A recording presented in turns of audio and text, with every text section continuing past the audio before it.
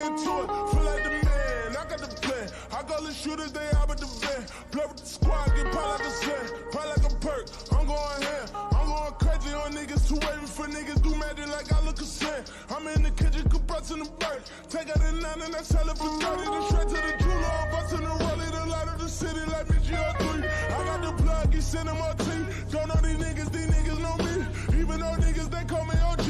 Young nigga, but I put it down. We was on it when it wasn't round. All of a sudden, niggas wanna come around. Stay over there, my J.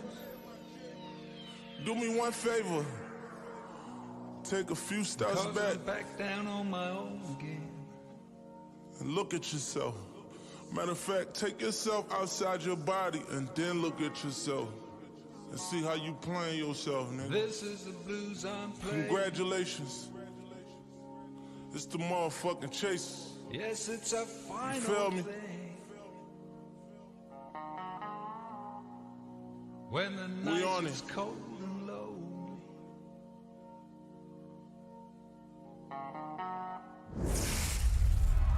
Good morning.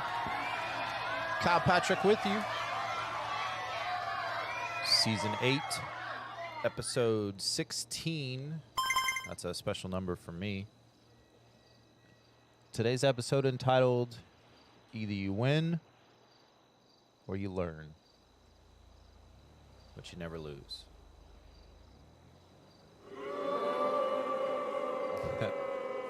Shout out to Mr. Nelson Mandela for that amazing quote that I've turned into an episodic title. Appreciate you, sir.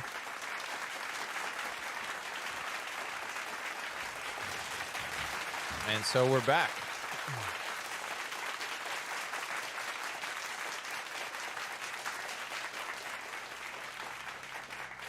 Yesterday, I was able to meet up very briefly with Bud Dudley, and because I was able to meet up with him, I was effectively able to pay him back. So he loaned me $100,000 to get my truck, and yesterday I paid him back $100,000 that he owed me, and I gave him $100,000 to say thank you for giving me $100,000. To his credit, he pushed back because he did not want the money, and that's one of the reasons why I respect him so much. He's the kind of friend that'll let you borrow $100,000 and then will not really expect for you to pay him back. Be like, nah, dude, it's not a big deal. Don't worry about it. No, it is a huge deal. You let me get a truck, bro. I don't forget about stuff like that. You could take the money and burn it for all I care. I mean, genuinely, I do not care, but I appreciated the gesture, and I wanted to pay it back in full. So we're going to start the day with a casino spin, and then we'll make our way down to work because this is a great time to be down there.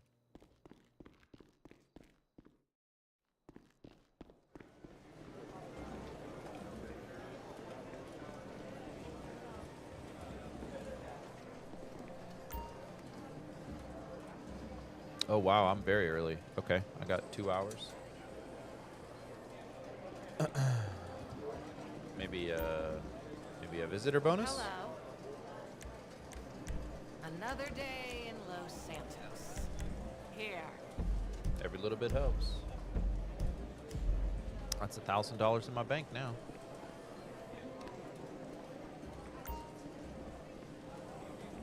All right. Let's see here.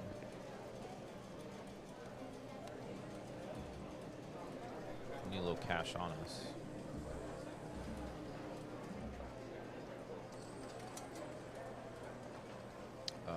Let's take out $4 grand.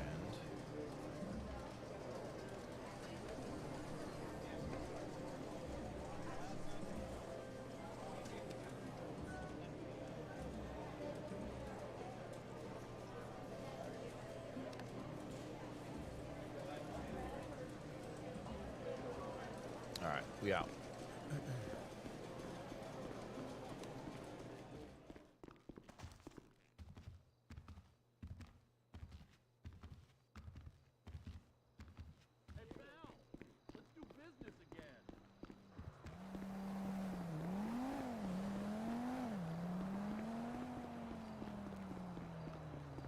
So what if I owe myself money? Well, He said, so what if I owe myself money?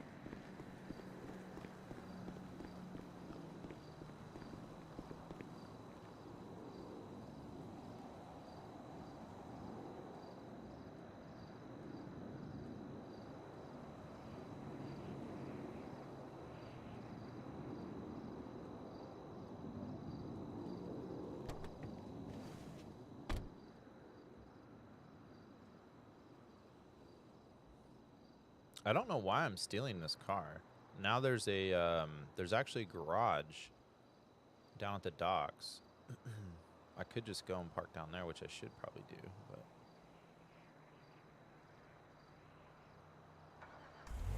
I'm boosting this car because I want to go into the back part of the casino and see if there's this car that I found yesterday that I really liked. I really enjoyed driving it. There's the back of our org.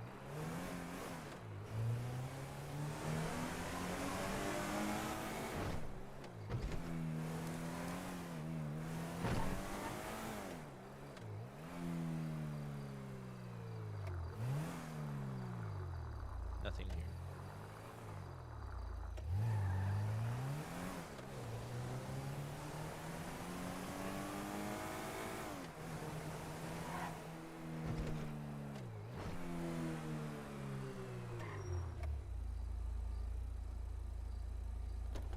All right, I need to use the restroom real quick.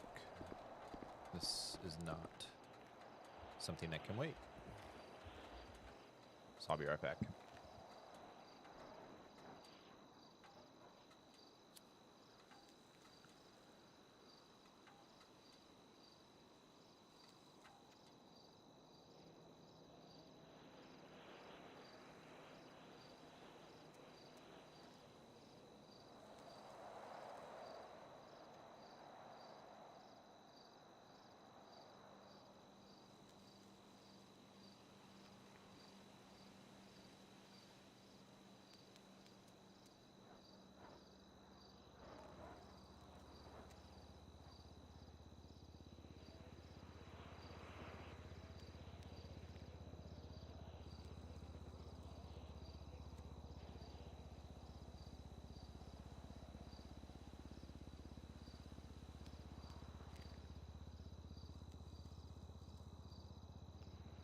Thanks for flying with us. Have a great day.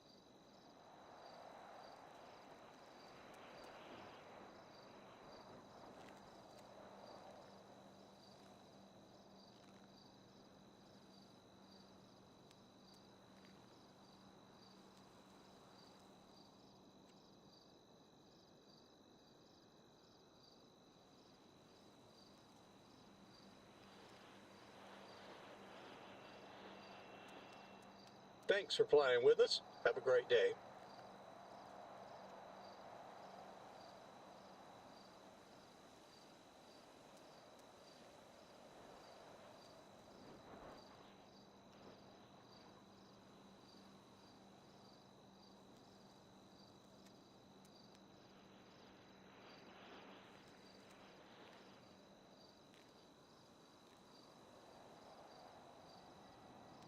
Thanks for flying with us. Have a great day.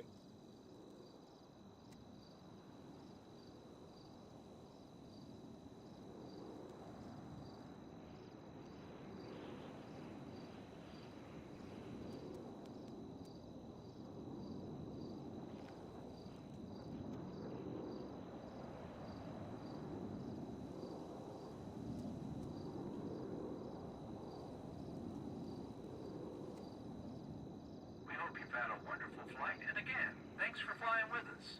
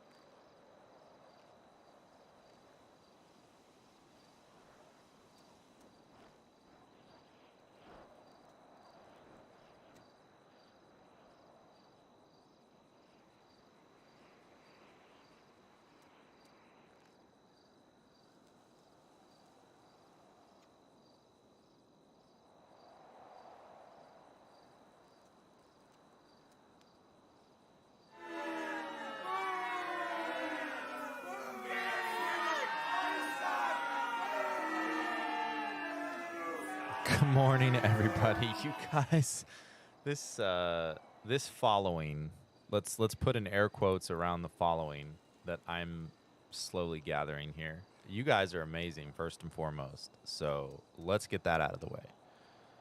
Travis, Don, we got, oh Thanks my for gosh, flying with us. Scotty, Have a great day. we got Kevin in the building. You guys, I don't even know. I'm just going to keep booing all of you.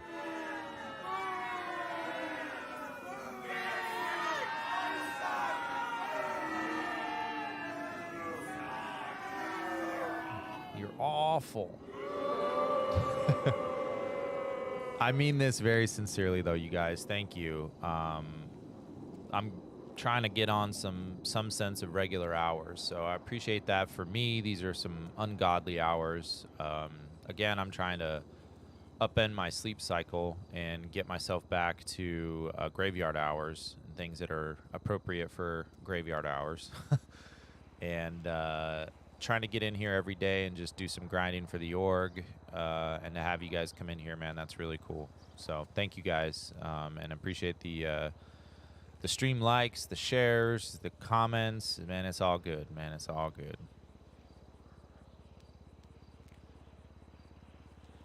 Travis has been following me for 532 days. That's damn near 2 years. That's crazy.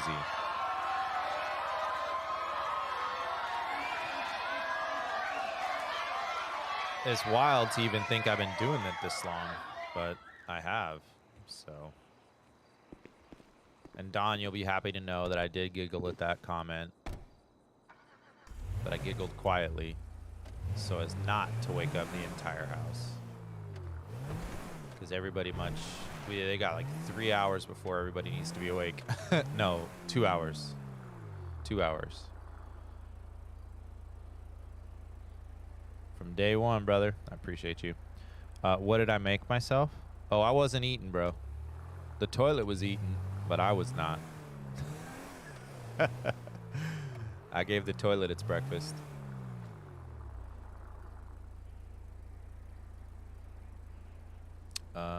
I want to take my car down there.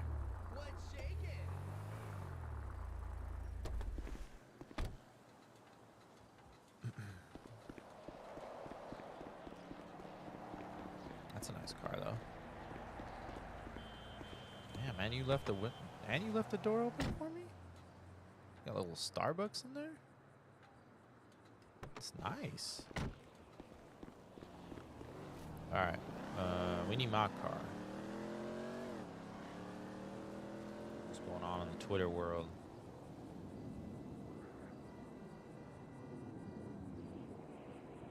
This motherfucker cheating.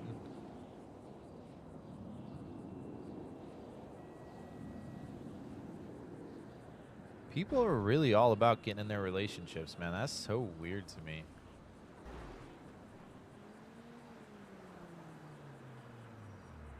That's so weird.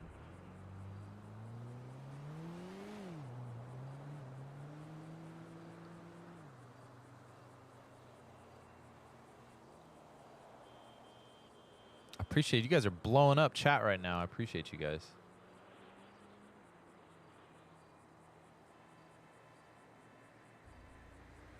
That's cool. Midnight Crew, street racing. That's what's up. That's what's up.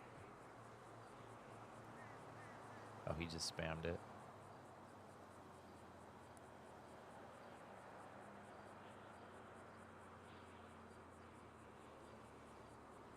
Day ones.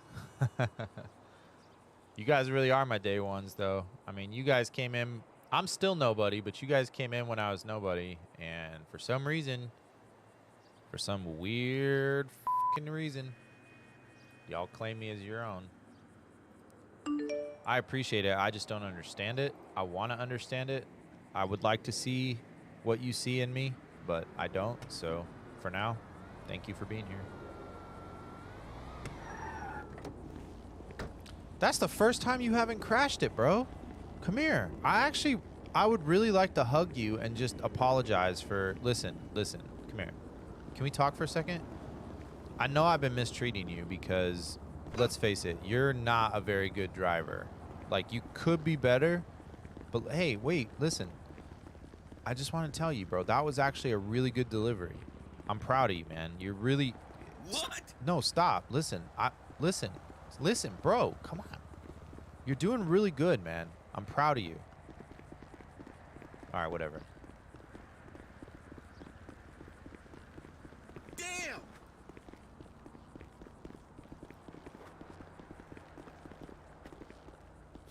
All right, 3 strikes and you're out. Instead of Midnight Club, I see what they did there. Yeah, that's pretty cool. I don't have anything that I could actually race, but I love that's the kind of stuff that I'm excited to see. We need more community events and stuff like that.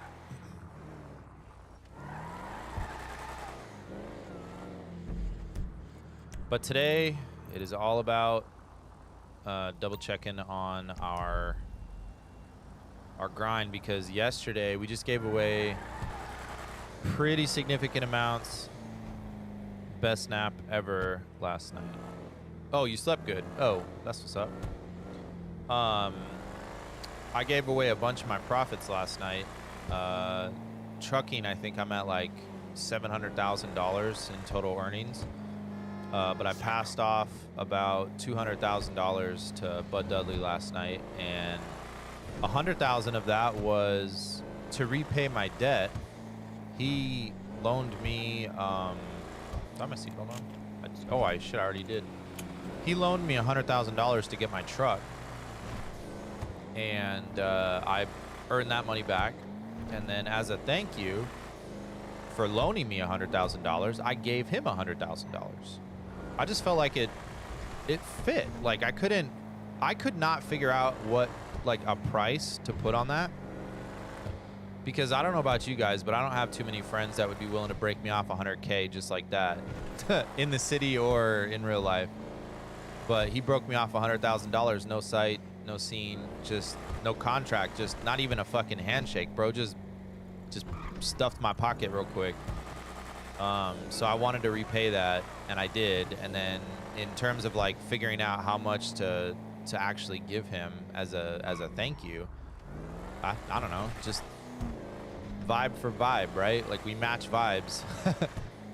So I paid him what he paid me, and I thought that was super cool.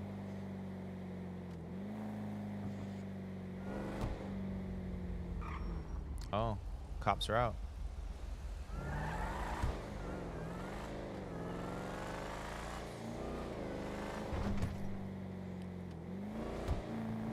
All right. They're up nice and early. That's one of the spots that I've seen. I think it's Hunter, because Hunter has like, I'm not a big fan of his RP. His character is annoying to me. He is an amazing content creator, because I genuinely believe if you can have everybody in the city feel the exact same way about your character, then your character is solid. So from that standpoint, he's amazing at what he does. But he's known to hide. He likes to hide, and so if there's a cop that's off the beaten path a little bit, then it's probably him, I would imagine. But 4:20 in the morning, and there's already police on, and they're already staked out at the truck stop. That's crazy to me. Now, I have some illegal stuff on me. These perks, I'm going to have to be very careful.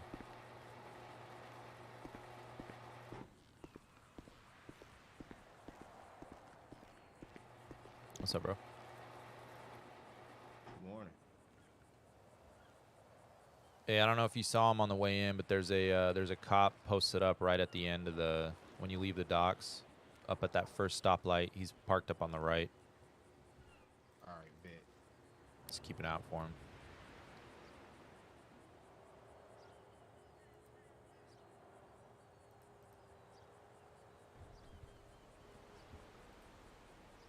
All right. We want truck. I want to select it. I want to... Looks like it's all good to go there.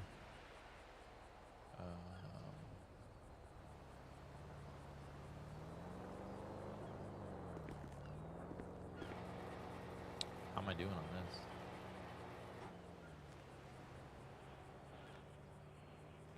$598. How do I have... Oh, no, he's got almost 1,000 more. Be prepared to get pulled over for a DOT check. Yeah, I bet. I bet. I'm gonna stash those perks in the car before I go out, and then be ready to go just to get pulled over. All right, let's see what we got.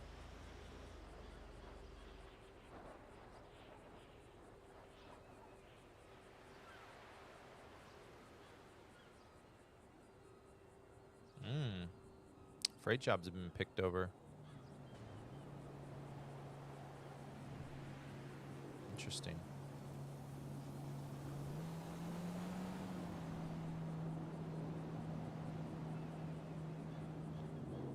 You You wonder why we follow? Read other message.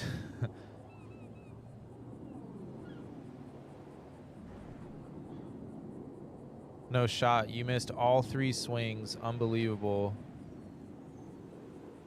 That's why I enjoy coming in every day.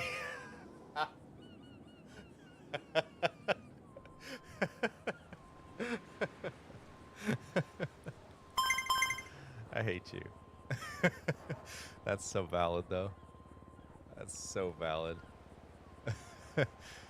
Oh my god. That was good.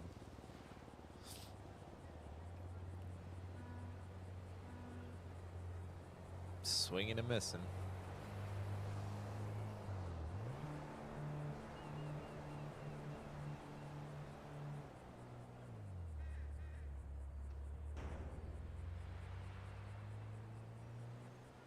Man, it's slim pickings in here right now. Do the carrot for 8. It's probably the best one right now. Yep. Carrot for 8.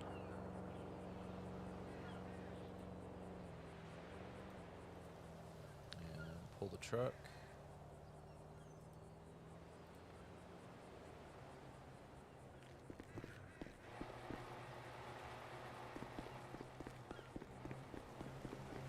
And stash a perk.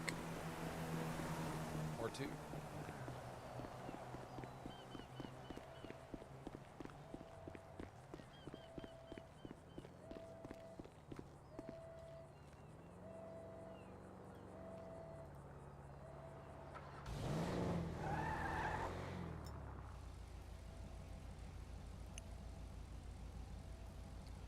All right, everything that I have on me is legal at this point. So we're good.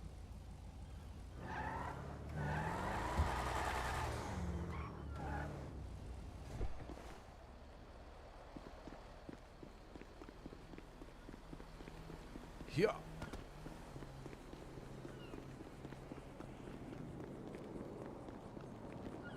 Oh, that's nice. I like that. Good looking car.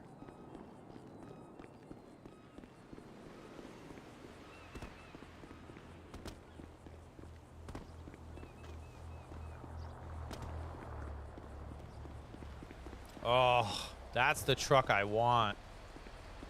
Oh, come to daddy. I want you. Yes, sir.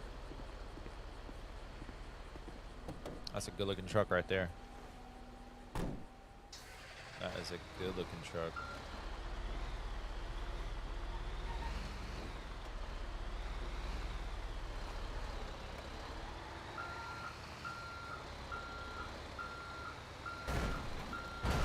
Alright, where the hell are we going today?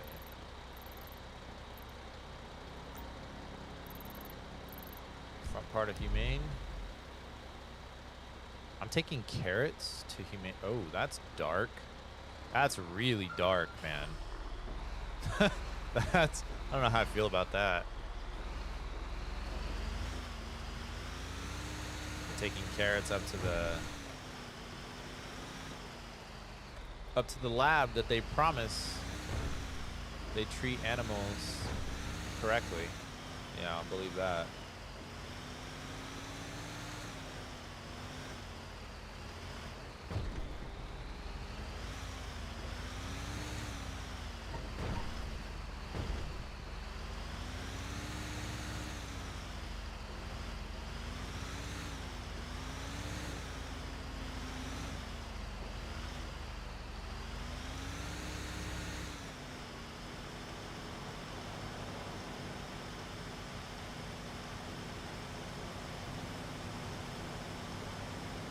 I'm 1 mile an hour under the speed limit. Fuck you, Hunter. I don't know if it's actually Hunter. Fuck 12. No, I'm kidding. Oh, I don't see him there now. He likes to hang out behind that blue thing. I've seen him pull somebody over from there. I don't currently see him, which means he's probably out somewhere else. So we'll keep the speed limiter on until we get out to the freeway.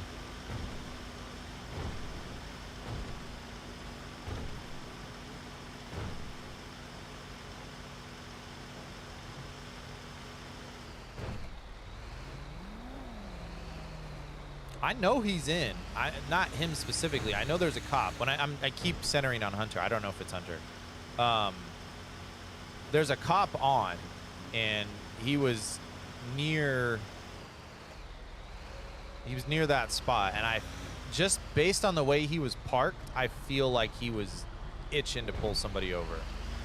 So I pulled all the crap out of my pockets because I'm 100% convinced I'm gonna do something that's gonna get me pulled over, and he's gonna run my pockets, and then I'm gonna get the Bud Dudley summer camp experience of getting arrested for going, I don't know, 12, was he going like 12 miles an hour over the speed limit? Something ridiculous. He got rolled up for that. I'm going, fuck you guys.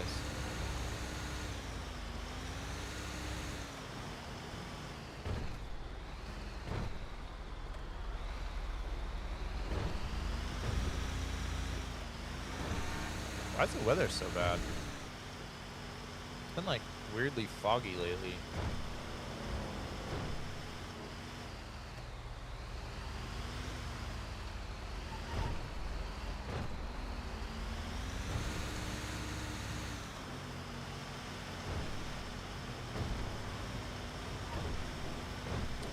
Wonder if he's out on the freeway. It makes me nervous because I wish I could have passed him already, and then I could knock the speed up and just go, but well, I don't have anything illegal on me, so I guess the best he can get me for is speeding. But all right, let's go take it off.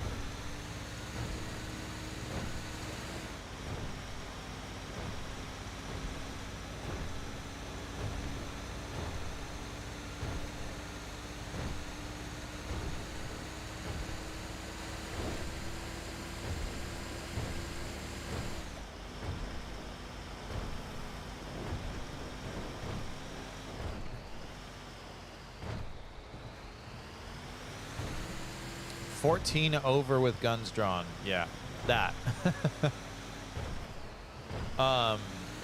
So here's the thing, and let me start this by saying, you guys know how much I love Bud. I fuck with Bud, okay? He's my guy. He's like approaching real life best friend status at the same time. So you know that Bud's my guy. The way he described that whole arrest interaction sounded much different than when I went back and watched the news, if you know what I mean. Because that motherfucker was on the latest episode of Cops, and I saw that he got pulled over for speeding. That probable cause was the softest thing I have ever seen in RP, and I stand on that. Pulling somebody over for 14 miles an hour over is bullshit. I went back and watched Bud speed. Bud was not speeding. In fact, he was going between two lights, so he literally accelerated, lifted, coasted, stopped, and then as he went to accelerate a second time, that's when he got pulled over, and they claimed that he was speeding. I don't think I saw him going faster than like 50 something miles an hour, and it's what, 40 in the city, so even the 12 miles an hour was a bit of a stretch. But then if Bud just would have pulled over and he would have cooperated, he probably would have, I think, maybe been let go. I got stopped in this truck for felony speeding and wrong way driving on the freeway or on one of the roads. I was on the wrong side of the street and I was felony speeding. And because I pulled over and I was really cool and I talked to the police officer, and it was really early in the morning, there weren't a lot of people on, he was super cool about it. He just let me go. Gave me a warning, and we went about our day. Bud pulled over and then started chirping at the officer because the officer was taking a while. And granted, the cop didn't get out quickly and he didn't assess the whole situation quickly, but so Bud starts chirping at him, and the officer starts revving his engine. So Bud, I guess in Bud's brain, he was thinking, yeah, fuck, this is, he's fucking with me. He's giving me some pasta, so I'm gonna take it and run with it. So he pulls off, and I could tell right away the cop's demeanor changed in a big way. He wasn't joking around anymore. Like he was already kind of annoyed and frustrated for whatever reason. It seemed like he was carrying some kind of frustration. When Bud pulled off the very first time, I could tell his demeanor completely changed. So at that point, that's when Bud should have let go of the pasta, and he should have just given the dude the pasta that he was looking for, which I think was just to do the pullover or whatever, traffic stop. But then Bud decides to do a wheelie. He revs the engine, locks the e-brake, and fucking picks the front of the van up and does a big-ass wheelie while he has already stopped for speeding. So now the cop is getting real pissed off. And if I were the cop, I'm not going to lie, I'd be pretty upset too. That's disrespect. Like, if you're pulling a wheelie, it's one thing if you're just like pulling forward to get to a better spot, honestly, and I mean that. It's another thing if you're sitting there popping wheelies in front of the cop, like, what are you going to do? What are you going to do? Like, that to me is just, I don't know, not the way I would handle it. But as I said, Bud is my guy. I fucks with Bud. So we always he lets shit that I do slide. I let shit that he do slide. So that's that. So he does a wheelie. And then he pulls off again. So now you have two pull-offs, a wheelie, and you're creating an environment where the cop does not, I don't think the cop really wants the pasta at that point. You've kind of taken over his scene with your antics. And there are some police officers that love that, and there are some police officers that really, they take a lot of offense to that. I suspect he was the latter. So let's see if I can 3-point turn this big boy. So yeah, so I think on some level, Bud's got to recognize, like, you know, the antics work, and they do, because I think he's fucking brilliant. Like, I was laughing the whole time I was watching that.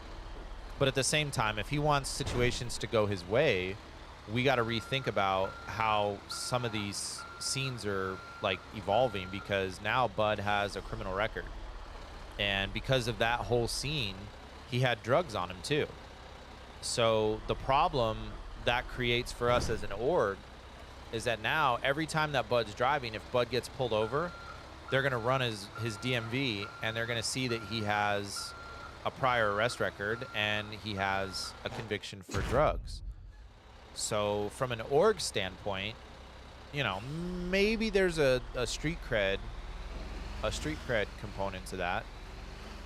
But for what our org is trying to do, he's making enemies with the people that we're supposed to be, like,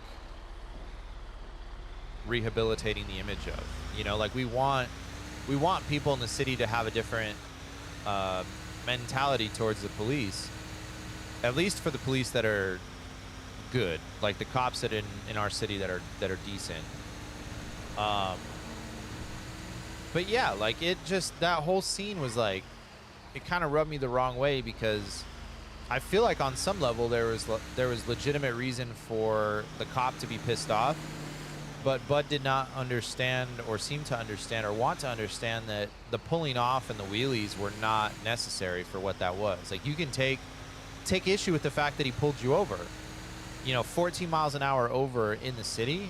I mean, bro, roll with that. Like, what is that, a $500 fine? Like, take the fine and be done with it. But because you screwed around and did wheelies and pulled off, and you knew you had drugs and shit in your pocket, like, that cost us an org pistol. That cost us, you know, 50 of the perks that you were carrying, like, it, and now you have a criminal record to boot. So it just, those are the kind of things that, like, I don't like the I don't like the appearance of. It makes us look like we're like lower Bush League than we really are. I like to think that Bud and I's RP is a little bit different.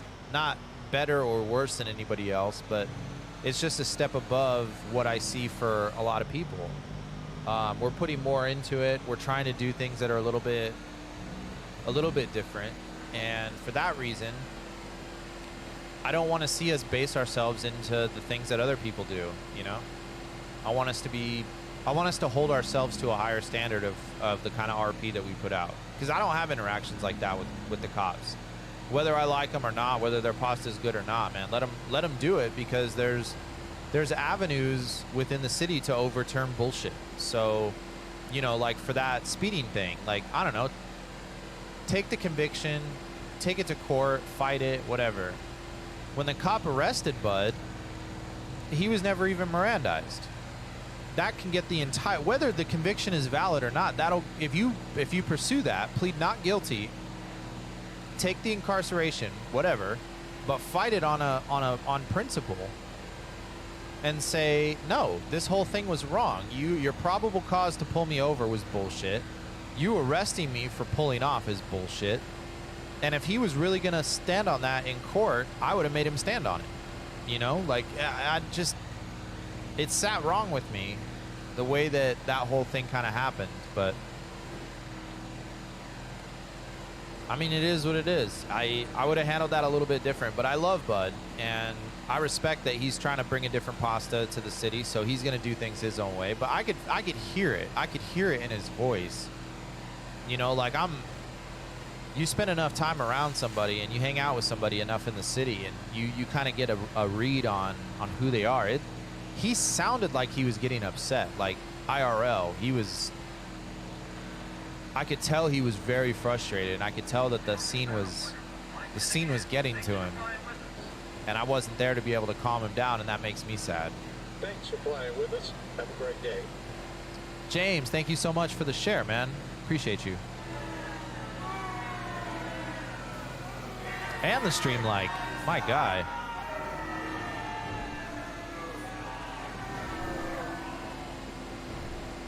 I have very clearly missed my turn. Let's see. I can do this without the GPS. I know I can.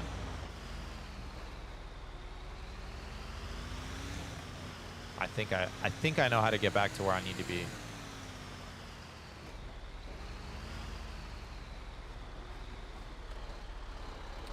Man, where the cops at? I know they're out here. It's just making me feel weird that I can't find them.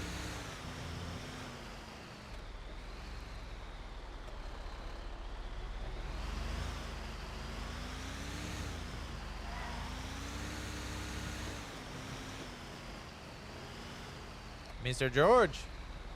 Hello, Mr. George. How much you pay for the new guy? $20? No, too much money. Too much money. He's no good operator. Huh. He's not doing nothing. He's not doing nothing. Popular Street. Yeah, this is where I need to be.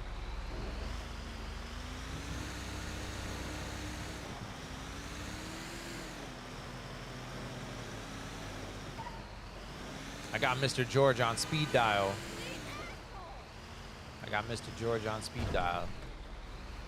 Mr. George. The amount of inside jokes that have been created from this stream is just hysterical to me. That was for the wrong turn? Yeah, oh, okay, well, yeah, it's valid. It's valid. I earned that. Where are you, Mr. Policeman? I'm ready to get pulled over now.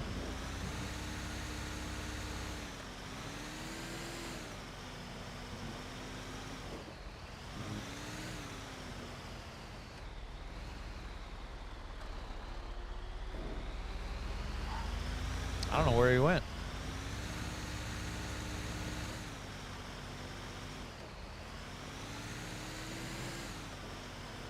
Is he back at his spot up here?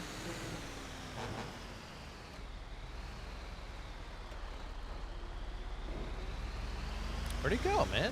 There's no way. He just dipped out. He saw that we saw him.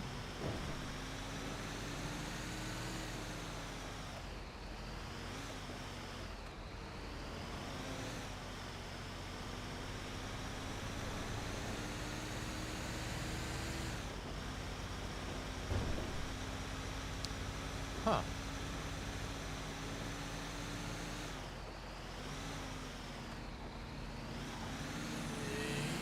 Hold it, hold it.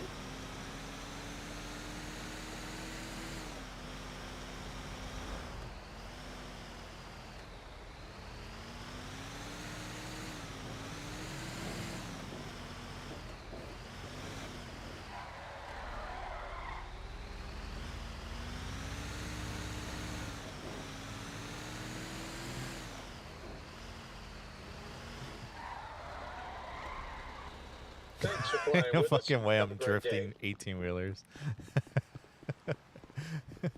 I hope that doesn't directly translate to me having to, like, fix my tires. Melissa Shirley, good morning and welcome.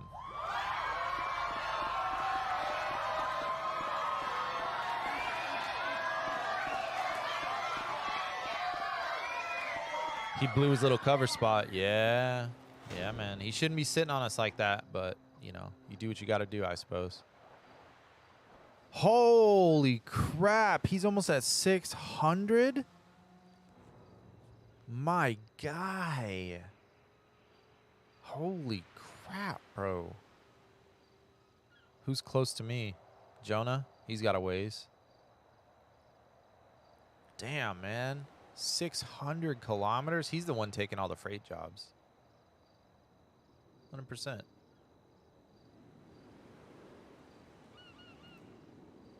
What's the biggest quick job we got?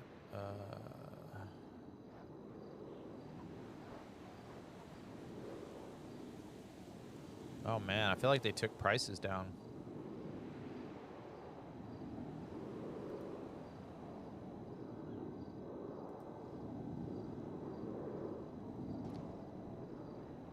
$48, $8,400.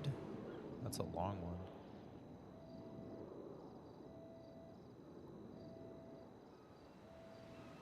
$8,400 is probably the best paying one right there. I can't qualify for that one yet.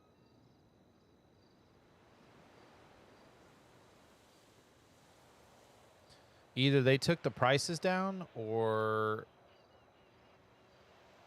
Oh, man, I hope they took... Looks like they really adjusted the prices. Makes me a little bit upset. But that's okay. Rubber, let's do rubber. 7,000. That's a freight job, so we're good. Truck.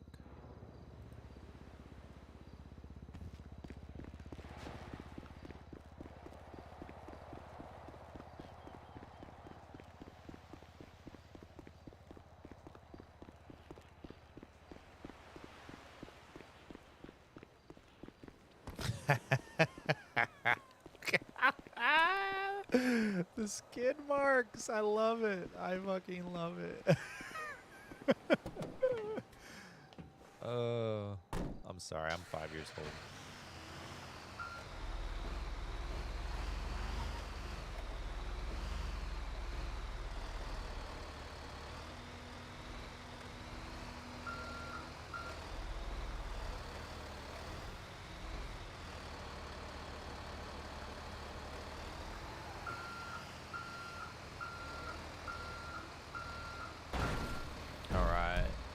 Where we headed?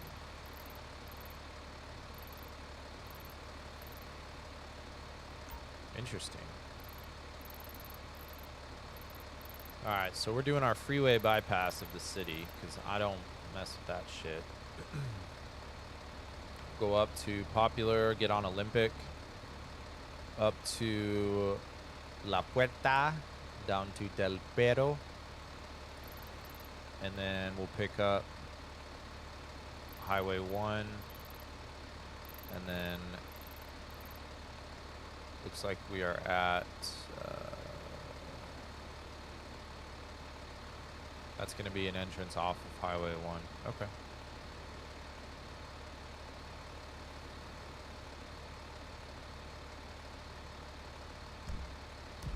Fastest lap time around the city, under a minute.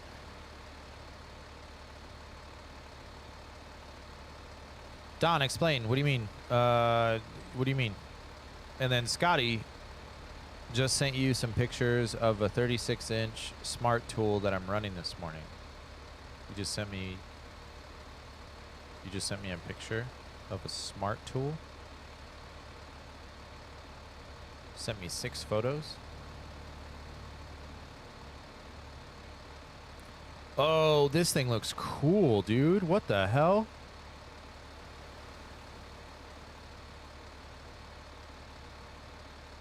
Bro, what is that?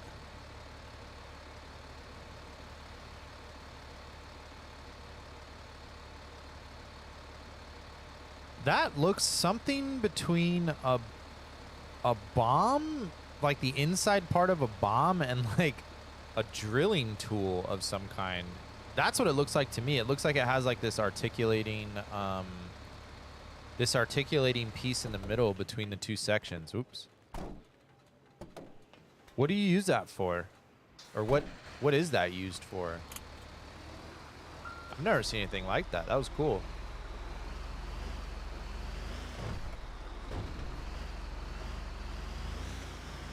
It's a smart tool. So is that just like a sensor package? Is it just like that thing? Yeah, I don't know.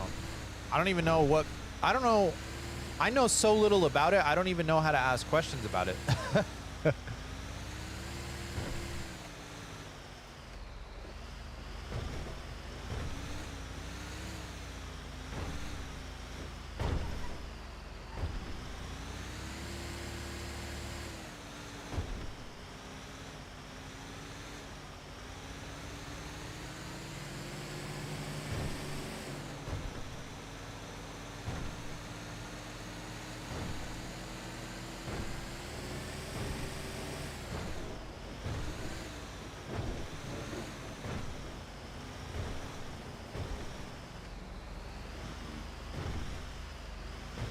No policía, no policía.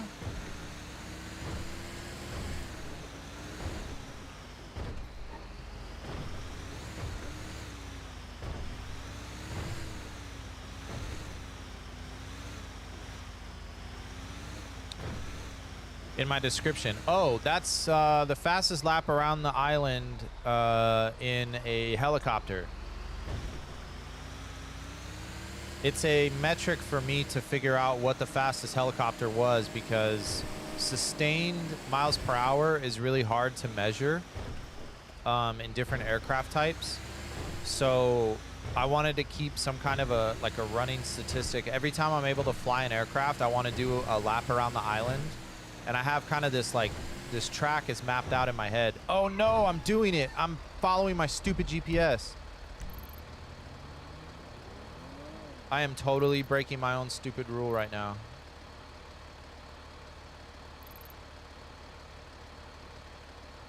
Shoot. Not paying attention, man. I did not want to come through the city.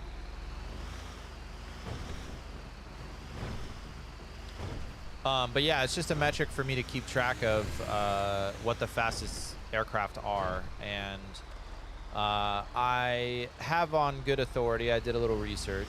I am aware of what the maximum speed of the police helicopter is. And pound for pound, according to the math, the helicopter that I have is faster than the police helicopter. Not by much, but it's faster, and if flown by me, I think I could actually I think I could realistically get away from just about anybody.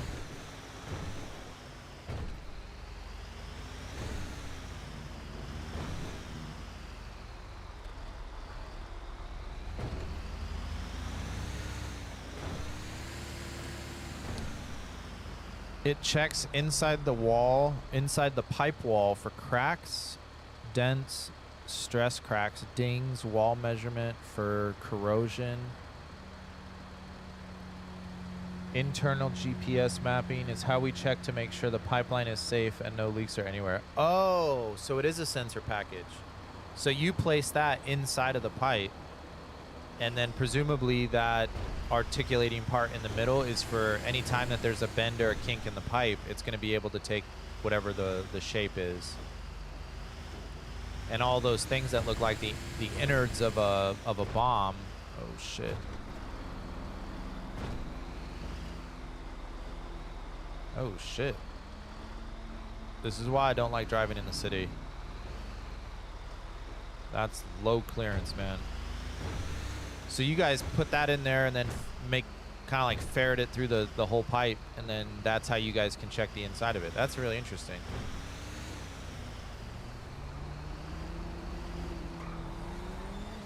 You have a very interesting job, Scotty.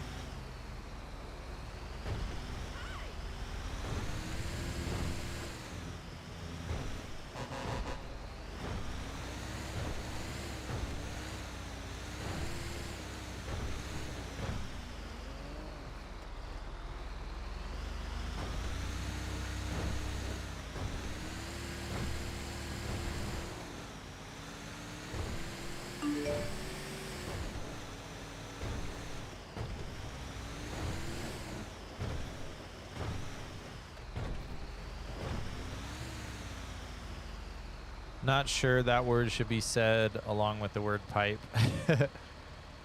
Yeah, it goes in the pipe. Those little dots are sensors. The knuckle joint. Thank you. Knuckle joint. Yeah, that sounds way more official. It's 100% made for taking the bends. Oh, well, that makes sense. That makes sense. My brain accepts that logic. That's really cool. In our area right now, there's this big thing. They're attempting, Elon Musk and his tunneling company, the boring company. They're tunneling and building elements of a high-speed train from like the outer Los Angeles area into Las Vegas. And they're doing a lot of digging and drilling work. But that's been my only that's been the only time I've really seen that kind of stuff. Why are there a bunch of cars parked right here?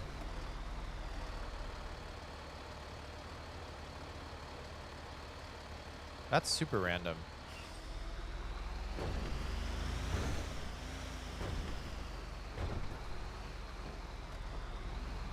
The stream is now under surveillance. Imagine.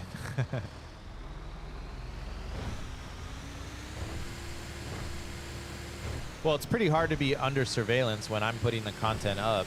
Like, I'm making it really easy for you guys to surveil me if I'm the one that's putting the content up. You don't even have to find me to see what I'm doing. But that would be cool. Imagine if you were able to put that in the pipe and then stream that, like live stream going into the pipe. I don't know why. I'd watch it. I think that'd be kind of cool.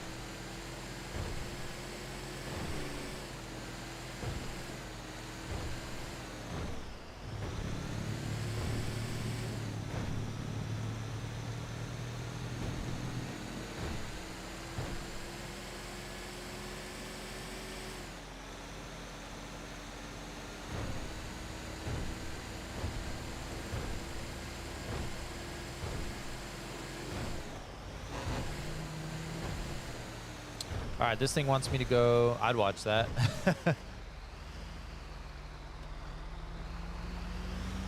It's just interesting. I mean, like, I put up a little clip from me flying yesterday, and I feel like the kind of content, IRL content that people are looking for is stuff they just don't get to see much of.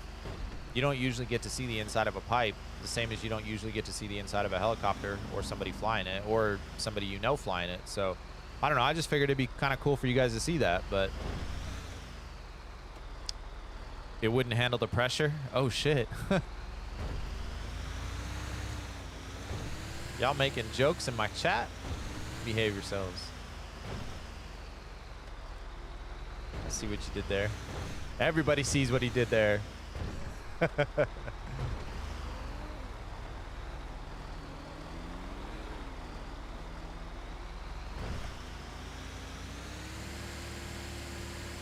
Alright, where am I supposed to drop this off at? Am I in here?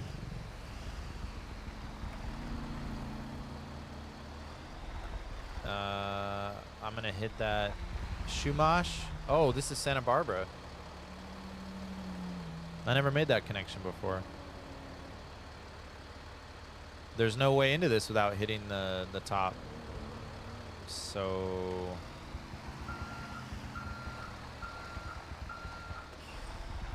I hope it doesn't break the sign. Dang, this is weird.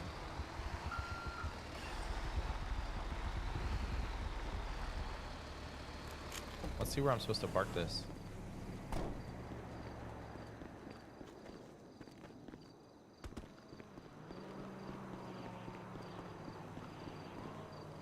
It's definitely not up front here.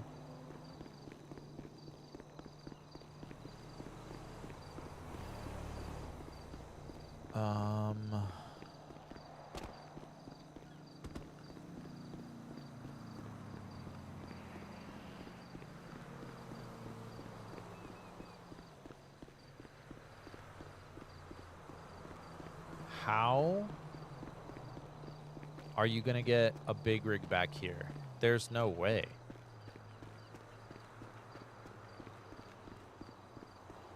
Also, this is definitely gonna have to move.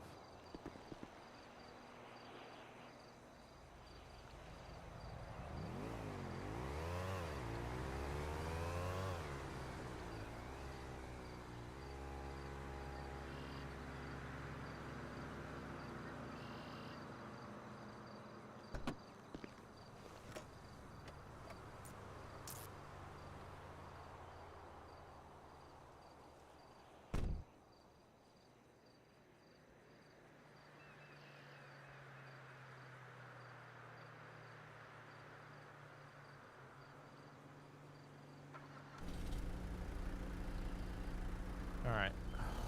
So we gotta figure out a way. I can bring the truck in and it can go nose in that way. Oh, I can just come in. Oh, this isn't bad at all. I'm just being melodramatic. We can do this.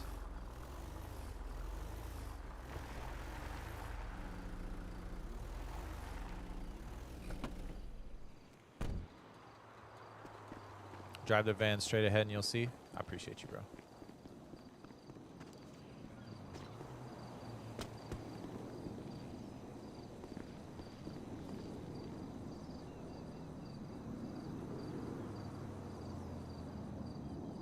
Can probably get around that other black van, but this car definitely has to go.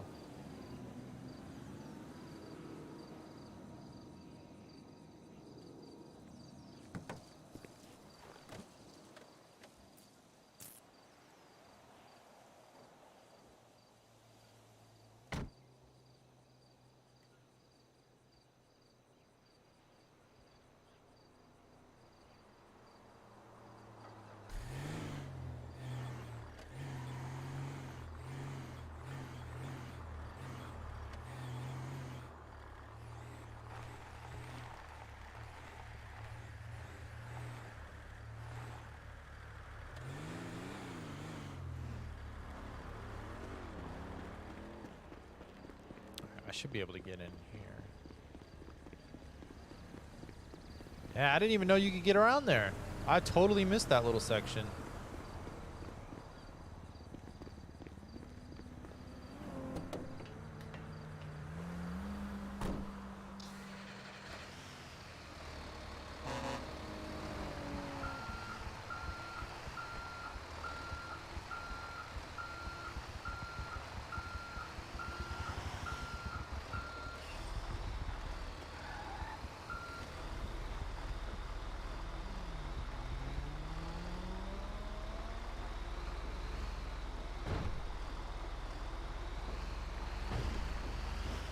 Ain't no fucking way, bro. Ain't no fucking way.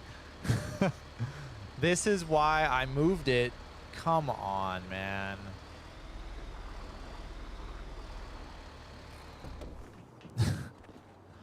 This sucks.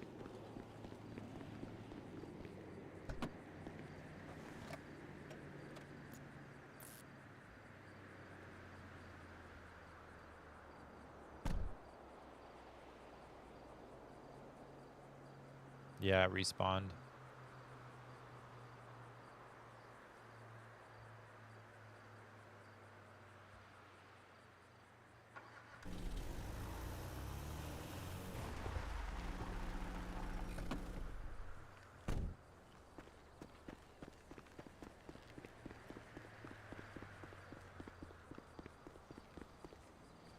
Watch, I turn around and it respawns again.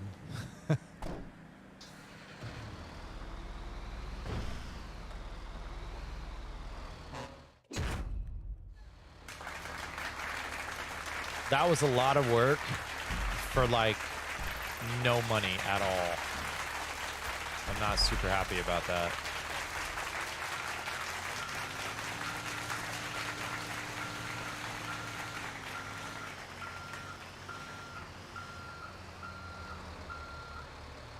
Oh, that's nice Trans Am. Hold on a second.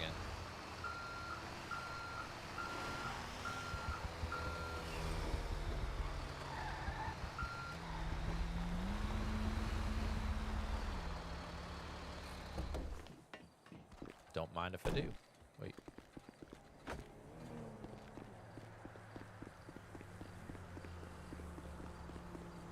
Yeah, man, this thing's nice.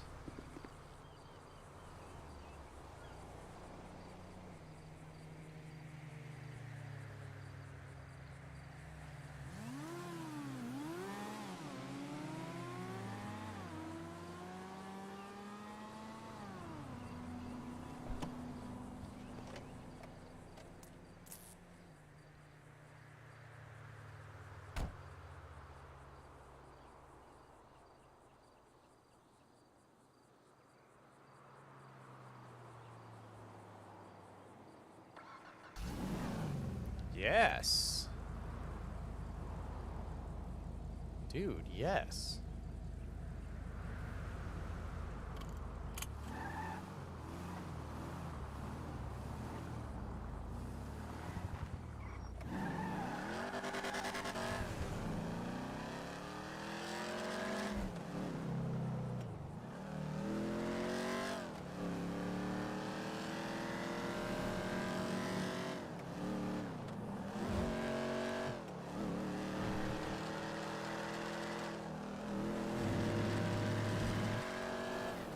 Oh my god, dude. Look how fast this thing is. Famous last words. Famous last words. All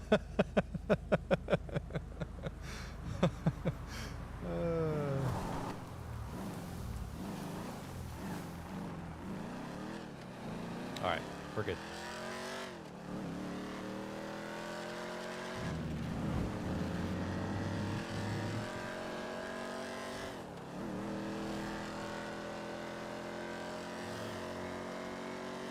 That's incredible.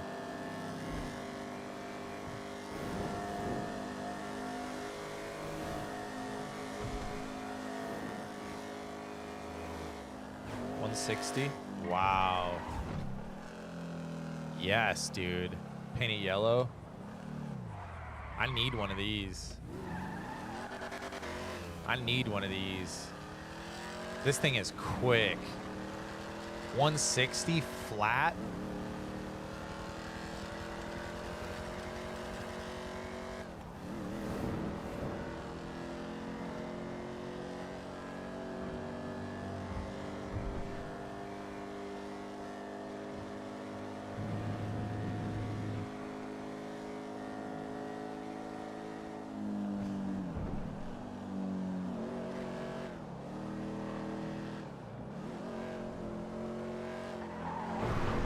Oh no!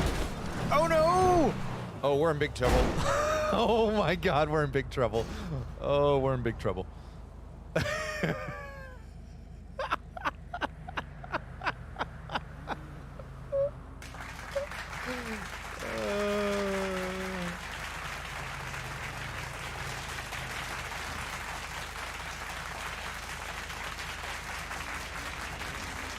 What in this Spider-Man is happening here?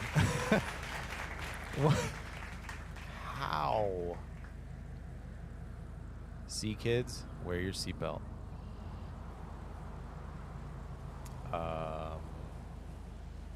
Yeah.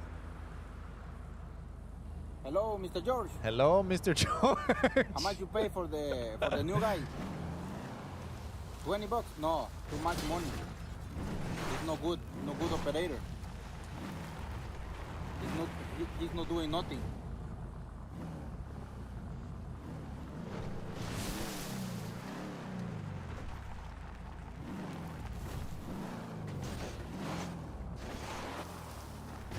All right. Get out. I wonder if I can get up back to the street without getting out of this car.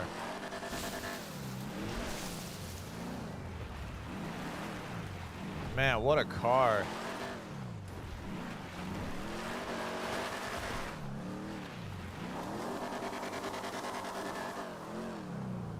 Wait, how did I get all the way up here? I don't want to be all the way up here. I want to be down there.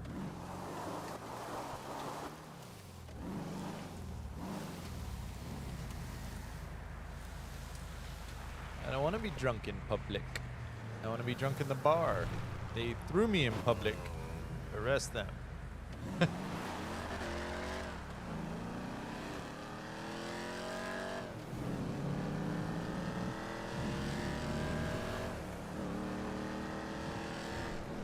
And the car still goes, man. Look at this thing. Look at this thing.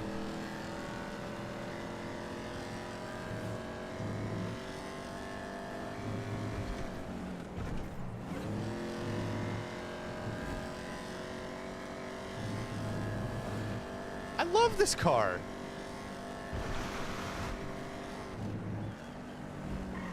Uh-oh. Oh.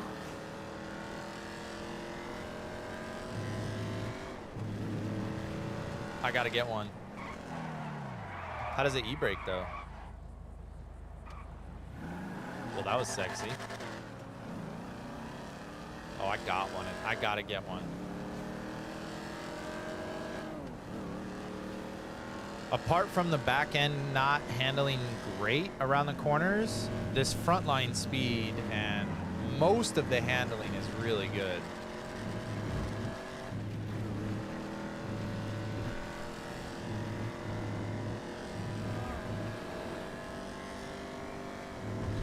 Oh my God.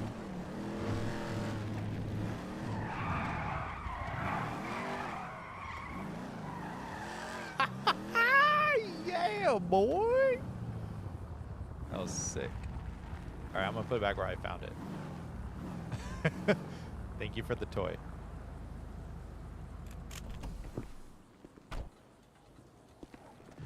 Well, that was fun. All right, that was worth the trip. Now we can go back.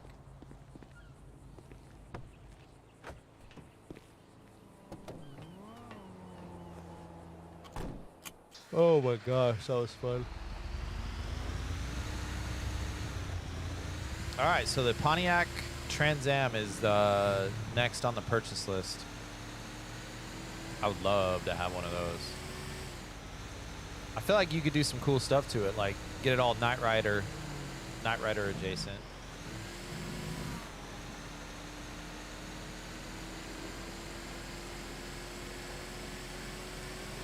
All right, we're down to the last hour. I have about 1 hour before I have to start waking the kiddos up, get them off to school today. And then my wife is working from home today, which will be fun. Get to have lunch at home today with her.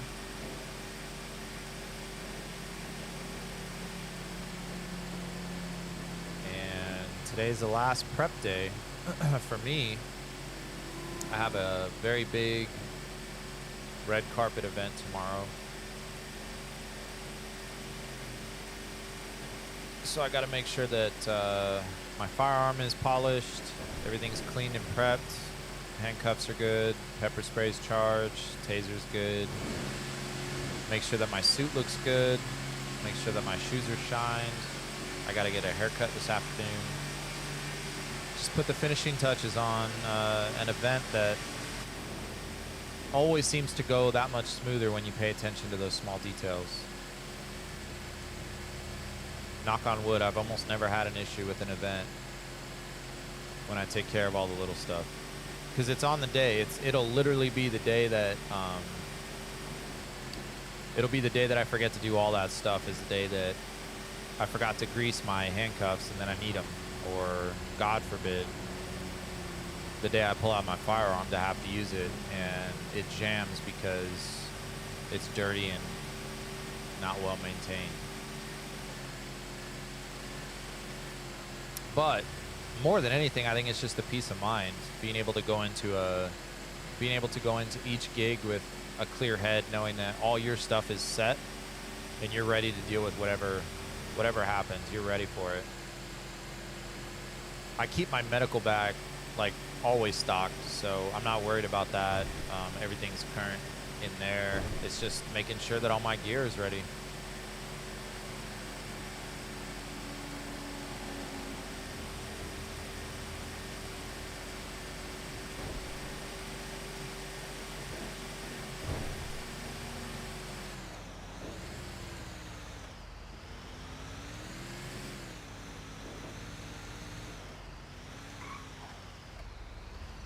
Why are you cutting that corner?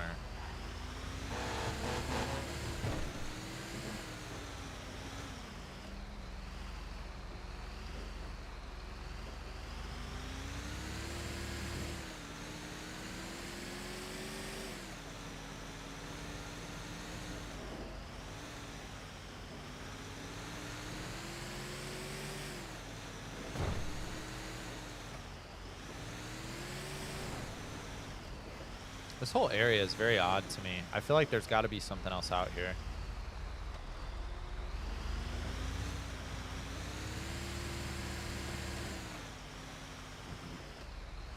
Looks like the police have officially kicked off. Maybe they're in a different spot now.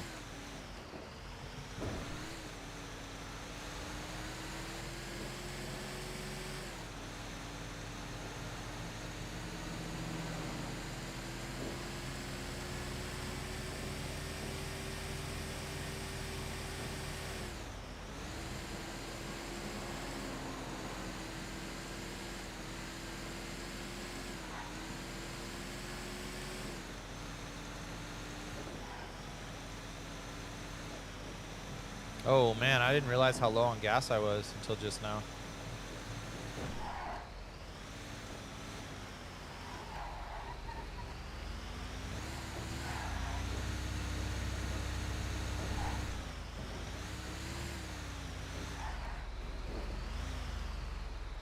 Nice.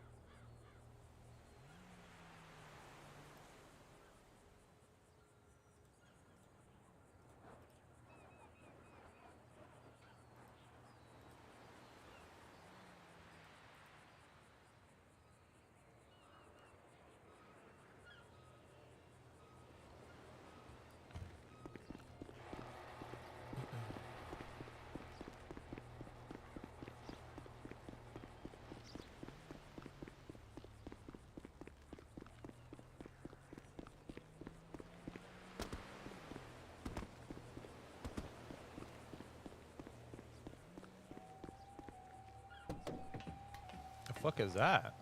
A weird ass noise.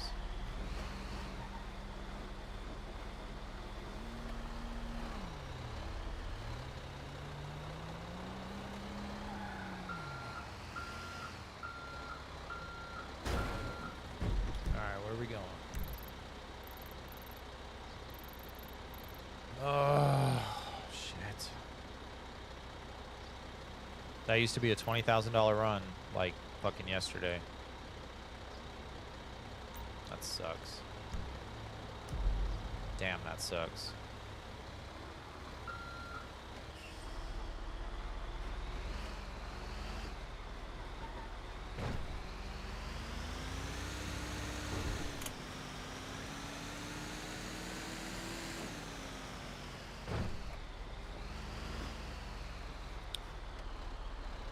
Lord forbid, but hear me out.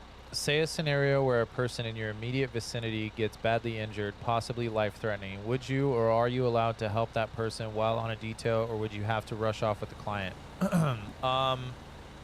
That's a very good question, and it is actually something that I have a... Not only do I have a very good answer for you, but I also have an opinion that goes with it as to some of the people that work in our industry. So, to answer your question, if I'm out and I'll give you a great for instance. There's been a situation where this has actually occurred. And I was driving my client. It was just me and the client. The client was sitting in the back of the car. And the client was on a business call. We were driving through, I'll just say, a section of the Hollywood Hills. And there was a lady, just a regular lady walking her dog. And there was another guy that was walking a bigger dog coming opposite. So they're walking right, like nose in, right at each other. And there goes my car. Oh, I'm gonna get that car. They're walking nose into each other. And as we're driving, I kind of look at the way the bigger dog is kind of posturing a little bit, like he's getting amped up. And you know, we're still a little ways off from that. So as I get a little bit closer, the dog breaks the leash and it starts attacking the smaller dog, the dog that the lady's walking. And so the lady starts to like pick the dog up and put the small dog in her arms. And now this big dog, unfortunately I have to call out the breed, but it was a pit bull, and the pit bull starts attacking the lady who's now holding the small dog. So we're driving up, and the reality, unfortunately, is that if I stop to be like a good Samaritan and jump out and help the lady who's getting attacked by the dog, because the guy was not fucking helping. Like the guy whose dog it was, he wanted nothing to do with it. Legally speaking, I have no obligation to intervene.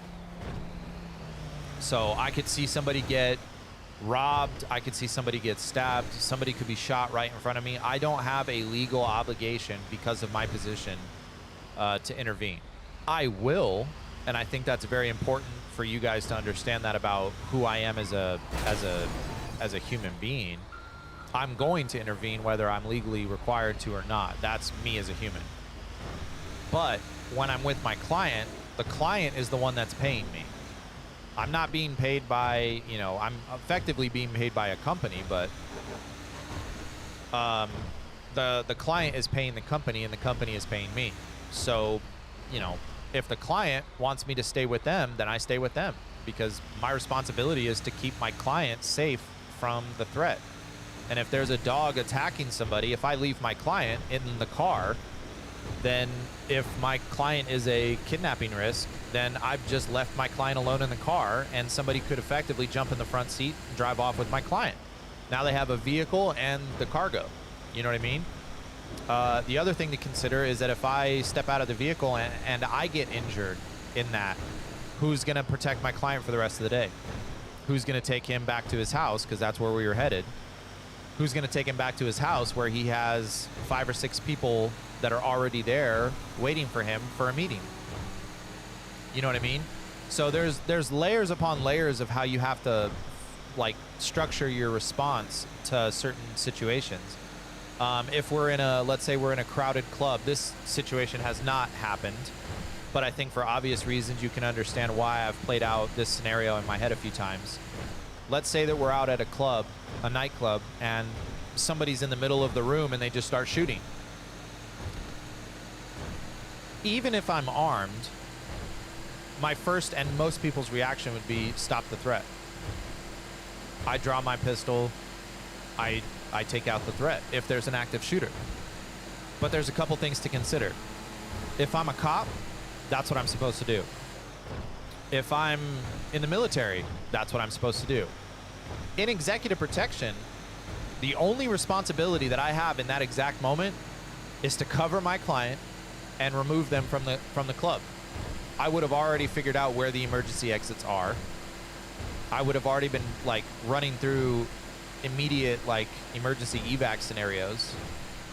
So if something popped off, I'm just going to grab my client. We're popping out the back door. And as cold and as callous as that sounds, everybody else in the club is on their own because everybody else is not paying exorbitant amounts of money to have somebody get them out of a club.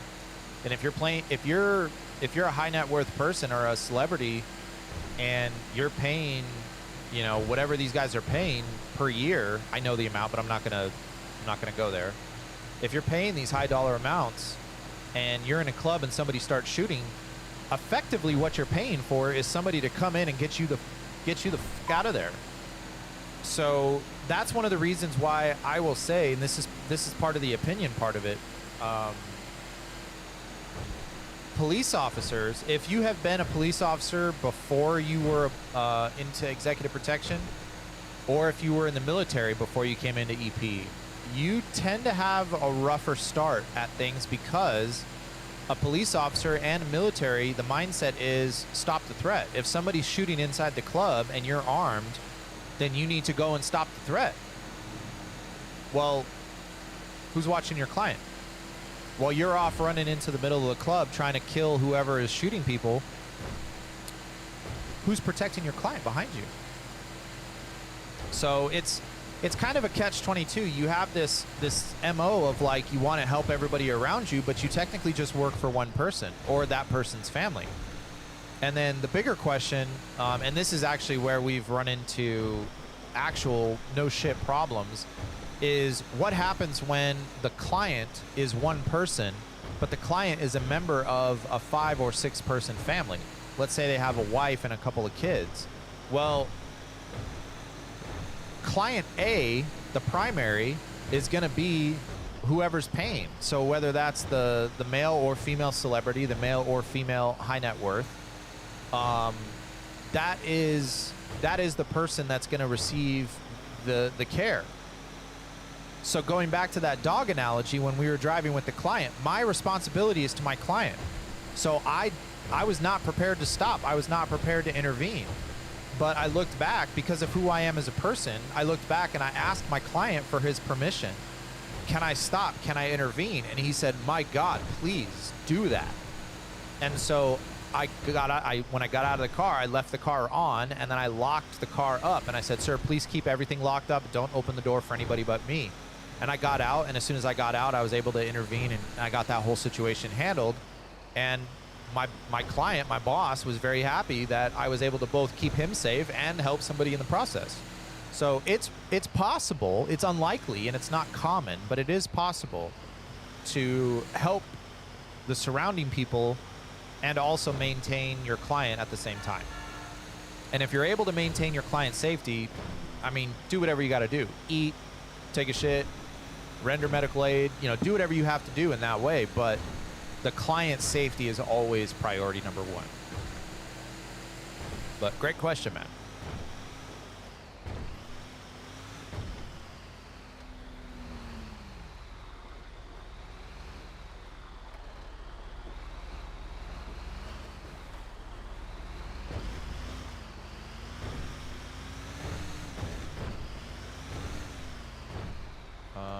Let's go around.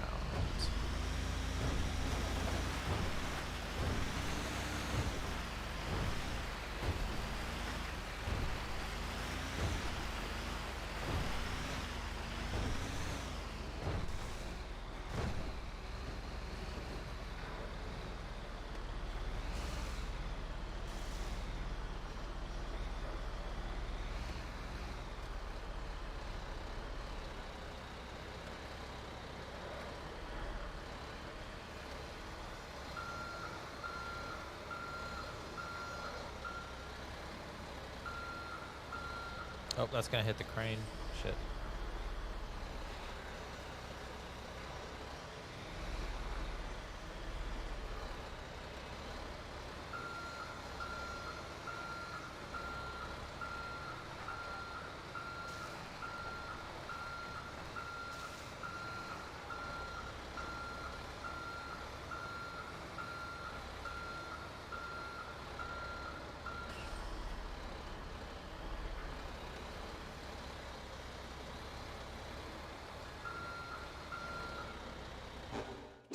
Boom.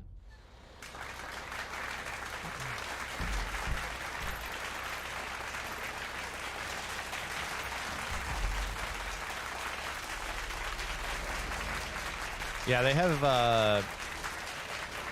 have most certainly changed. They have most certainly changed the payment structure for the trucking. They've definitely taken it down a lot. And yeah, that's kind of a bummer. Those $20,000 jobs were amazing. But all things considered, man, we're making good money, so.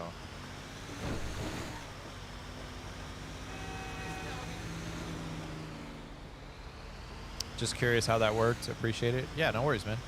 It's a weird thing in the industry though, because you know there's not a lot of us. Bodyguard, especially the bodyguarding community in Los Angeles, everybody knows everybody. So guys that I've worked with on old details, I've worked with some guys on multiple details. There's a few guys that know of me and a few guys that I know of that we've never actually worked on the same detail, but I know all the same people they know. So that being said, it's not like you can just go up and ask these kinds of questions. So I have to be very careful.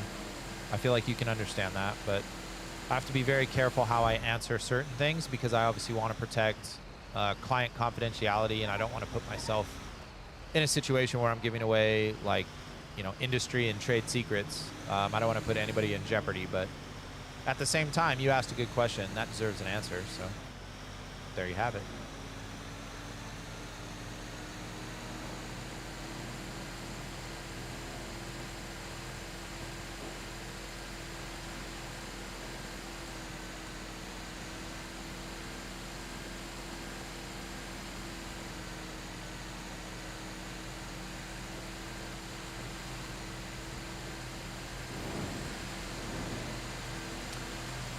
I don't know if anybody else has noticed this, but I think it's so cool that every time you come in a tunnel, the purple GPS turns off because you would not be able to get your satellite signal inside of a tunnel. So the GPS like turns off for a second. That's a cool little detail. I've just always appreciated little things like that for the city. I don't know if that's a Grand Theft Auto thing or if that's a Townsend thing. It used to do that in Meta World too.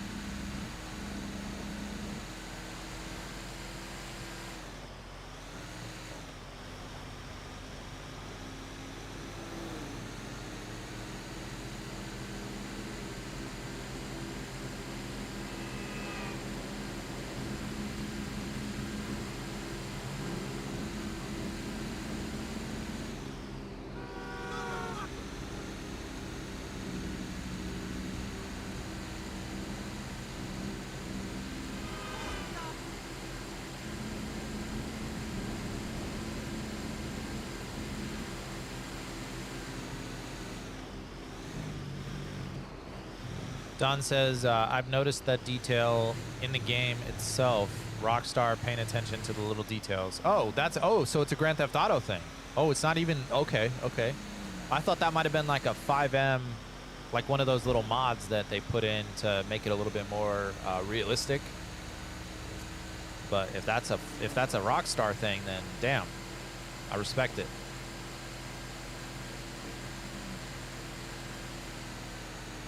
Little Easter eggs and details like that are all over the place. That's one of the things I love about this particular game used in this way for this platform. But Watch, it'll turn off when I go in here too. This is the tunnel that I first noticed it.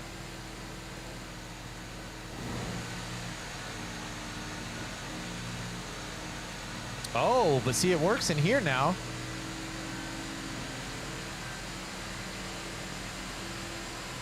Oh, that's different.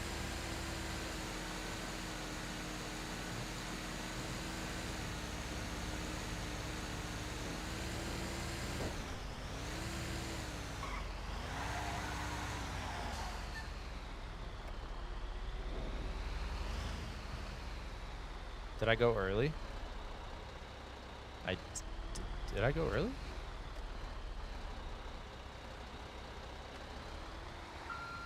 Did I turn early? I did turn early. I turned 1 early. I'm trying to find a faster way back to the docks from where when I come up the side like that, and I think... Nope, I can't get there from here.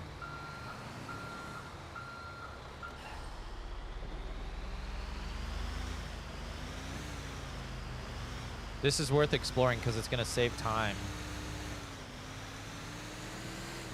in getting back, and it's going to keep me out of the city too, which is also good. I need to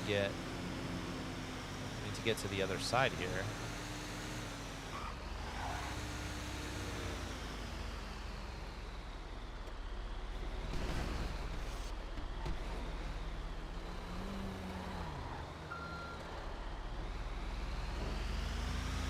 Alright, let's try this again. It's not this first exit to the right. It's not this one. It's not Rockford and Little Seoul. It's La Puerta. So it's La Puerta Freeway.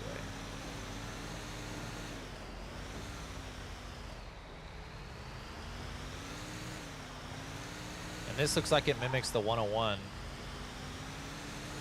Yeah, this 100% mimics the 101.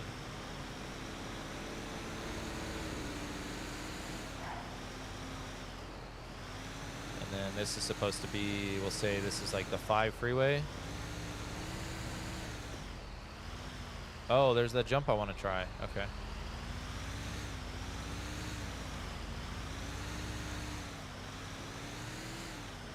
I gotta keep remembering that's where this is.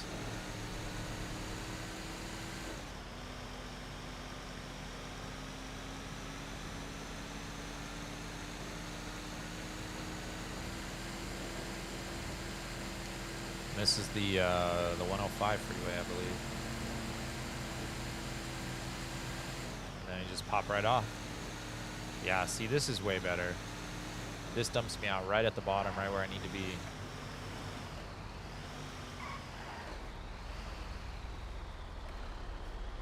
Perfect.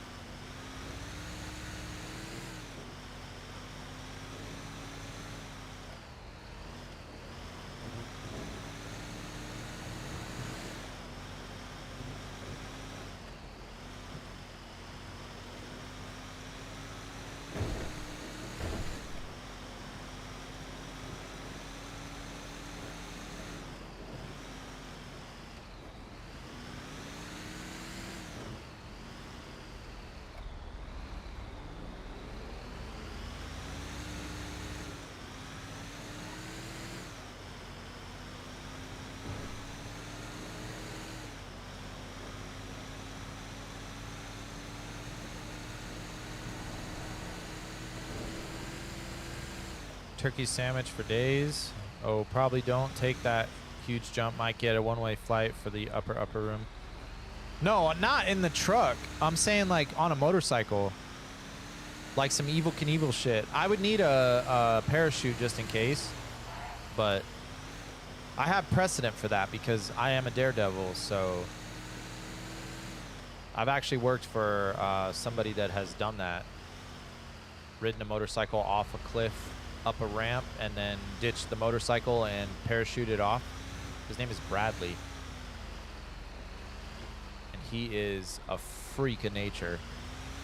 The motorcycle had a parachute, and he had a parachute, and it was fucking epic.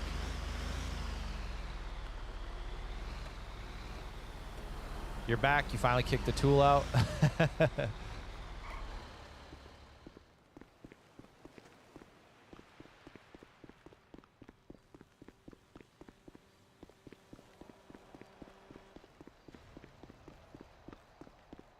A one-way flight to the upper room.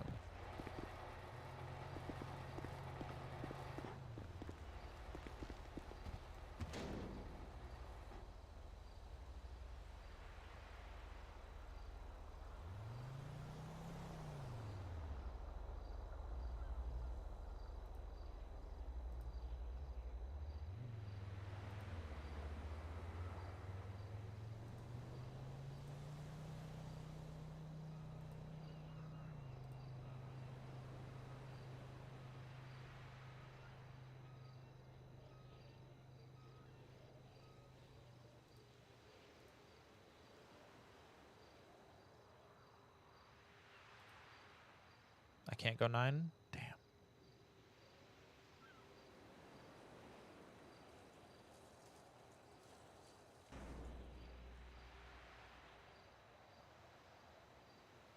Oh yeah, they really changed the prices, man. That sucks.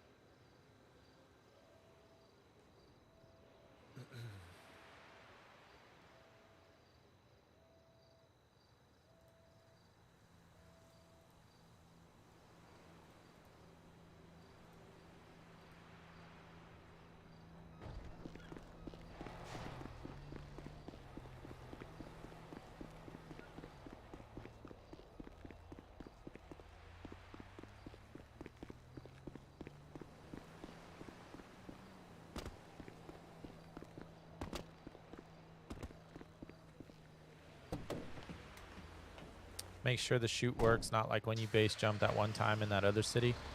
Damn, man. You remember that?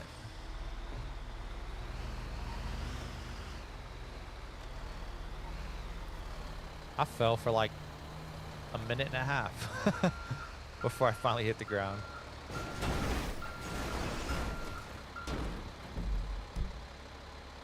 right, where are we headed? Back to Humane.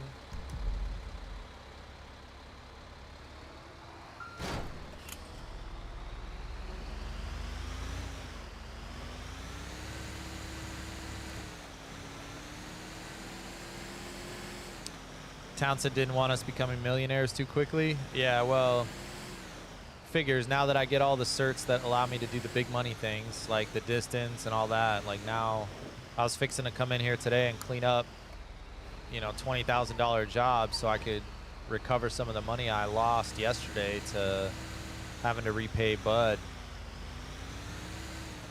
But that's all right. I'm already high enough up in trucking that I'm still going to be able to get the decent paying jobs.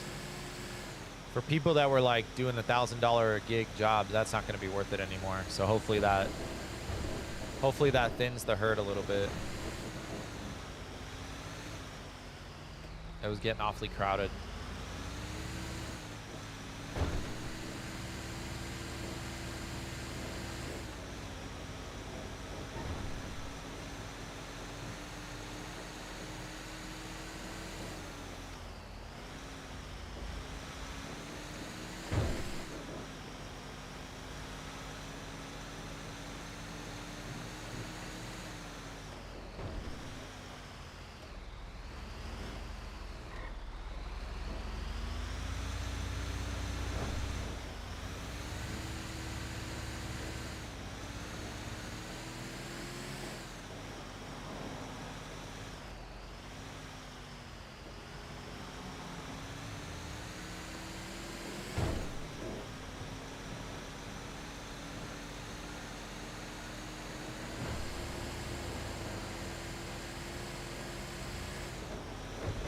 Now I'm seeing that Trans Am everywhere.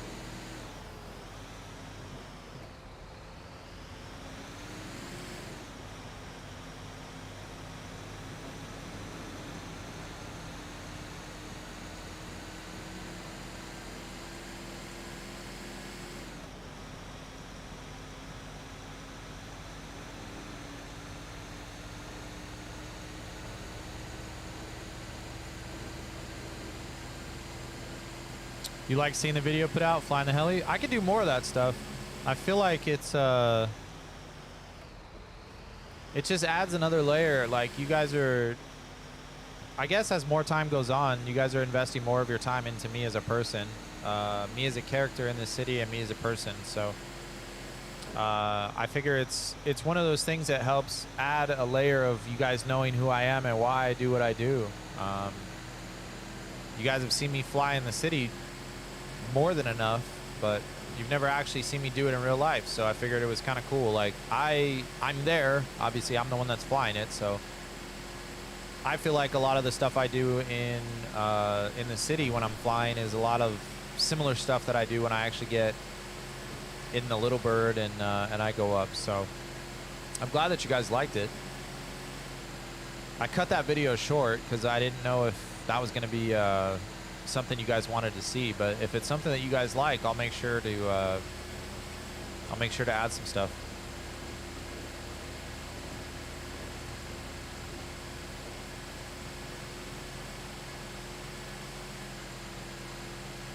Oh, you know what, Don? Holy crap. Don, you know what I just realized? I never sent you the recipe for the tortellini soup. I don't know why.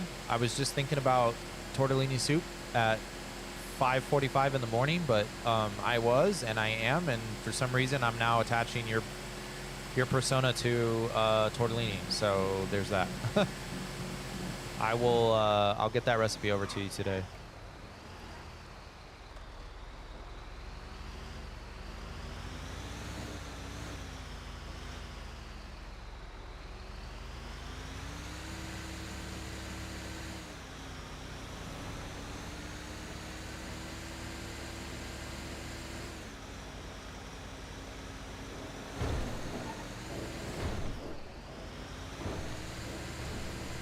It looks simple enough if you can take your hand off the yoke and scratch your knee real quick.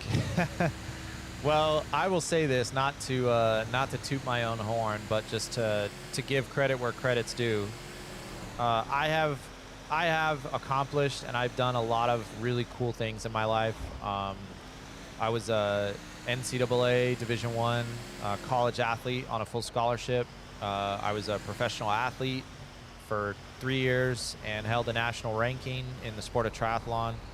I have been able to do some really incredible and very accomplished things in my life, and I will always maintain the one single thing that was the hardest for me to do and remains one of the most prideful things that I have accomplished is learning how to fly a helicopter. And part of the reason why that is so important to me, and part of the reason why it means so much to me, is because of how fucking hard learning how to fly a helicopter is. So it might look easy, and if it looks easy, then I genuinely take that as a compliment, because if you tell a pilot that he's making something look easy, then he's doing it well. So I consider that to be a compliment, but it is definitely not a easy task by any stretch.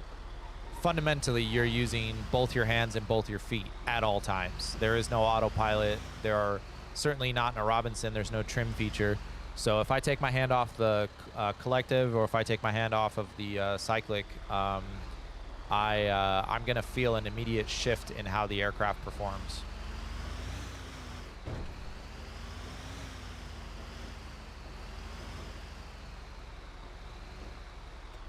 Oh shit, I gotta back this all the way up.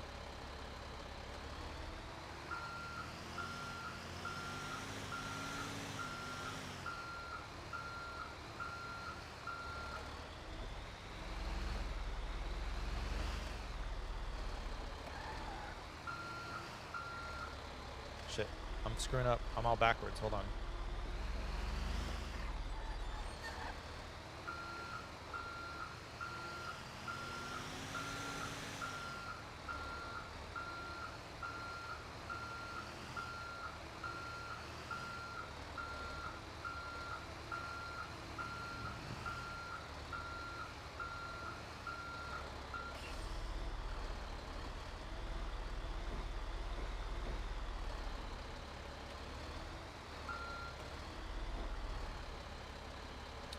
Scotty says, my daughter plays... Oh, shit. Scotty says, my daughter plays softball. She's been playing select travel softball and has been playing some college showcase tournaments, and it seems she's already getting some interest. She's 15 and throws average between 58 and 60 miles an hour and has touched 63 a few times. That's incredible. For that age to be throwing that speed, that's incredible. The thing that was my big thing for soccer is that I'm 6'3". So I'm 6'3", but I have small man skills. And what I mean by that is usually tall guys are not good with the ball at their feet. And part of the reason why I got recruited out of high school is because I was very tall, very fast, and I had the ball control at my feet. But as an overall soccer player, I always felt like I didn't belong. I felt like I was like niche recruited for a very specific thing. Like, you know, you want your wide receiver to be 6'3" or 6'5" or 6'7", but he's not a great catcher. That's kind of how I felt like when I was playing college. I was a great player, but I was not on the level of some of my teammates. And I had to be very honest with myself about that. Now, when it came to triathlons, that was different. Triathlons, I was a duck in water. I took to that sport very quickly and got very good very quick and just absolutely loved it. I still wish I could compete at that level, but it is a ball buster sport. Don said the doors were off too. That's even cooler. Oh, fuck yeah, dude. Unless the weather's bad, I always fly with the doors off. That's the best thing about flying a helicopter is that you can take the doors off with 2 cotter pins. Like they're very easy to remove, and then you just store them in the hangar and put them back on when you're done with the flight. But if the weather's nice, absolutely the doors are coming off. You can hear everything and smell everything and feel it. I mean, oh my gosh. And you know, it's worth mentioning, the Robinsons don't have air conditioning. So if it's a hot day, you want the doors off. Because when you're flying, you know, straight and level, you're getting about, you know, 50, 60 miles an hour. You know, depending on what the wind situation's doing. Sometimes you can be as slow as 30, but you know, you're getting that wind coming in through the door. That's a big help, because you don't have to stress out the engine with a compressor for some cooling. Like some of the bigger helicopters, they run on jet turbines. We have like we're basically flying like a lawnmower engine. The Robinson is basically a flying lawnmower. When you get up into the actual jets, or the jet engines rather, like the Bells and the Eurocopters, the AWs, those are being powered by a jet engine. There's a turbine. So the jet engine is not sucking up air and pulling it out to provide thrust. It's sucking up air, igniting, and providing instant power to turn the big fan. And because it's so efficient in how much power it actually creates, the rest of the helicopter can sort of leech off of that power. And so with the turbine on, like we have batteries that we use to start the aircraft before we can get the CPU up. And so like for the Robinson, I have a small battery that I can turn on that'll get all of my electronics and everything that I need on, like the starter, getting power to the starter. And then once I get the aircraft on, once the engine's turning, then I actually turn the battery off, and the alternator, just like in a car, the alternator will recharge that battery. So the next time I need it, you know, it'll work. In a turbine helicopter, you will either need a monster battery, or you need to be hooked up to ground power. And it's basically just like, you know, think about plugging your RV into shore power. When you're plugged into shore power, it's going to give the aircraft all the power and juice that it needs to start turning on some of the main functions, the main systems. And once you get the jet engine on, when the turbine is actually on and producing power, you can disconnect. You don't really need anything else. And depending on how much you're flying the aircraft, you could effectively do that without ever hooking up. Like the Eurocopter, the EC-130s, EC-135, those aircraft, they don't need a power umbilical. They can just power up and start the turbine right on the tarmac, which is really cool. And you say you're 14, also play soccer. There you go. Yeah, soccer was my thing. My grandfather played. My dad played, and I play, and now my sons play. So we have a long history. Can I fly other helicopters too? Yes. If you can fly one helicopter, theoretically, you can jump in any helicopter and fly it. The only thing with helicopters that's different than cars is, let's say, like I drive a Tacoma. I have a lifted 2019 Tacoma. If I drive a 2019 Tacoma and you drive, let's say, a 2019 Ford F-150, I can get from my Tacoma, I can get in your F-150 and I can drive it. It's going to feel a little bit different, but I can largely drive it without issue, because the start button, if it's a push to start, or the key fob where the key goes in, that's all going to be in the same place, right? Like, there's familiarity across different types of cars. A Ferrari is going to drive, well, that's actually probably a bad example. A Toyota and a Honda are going to drive the same as a Chrysler or a Ford.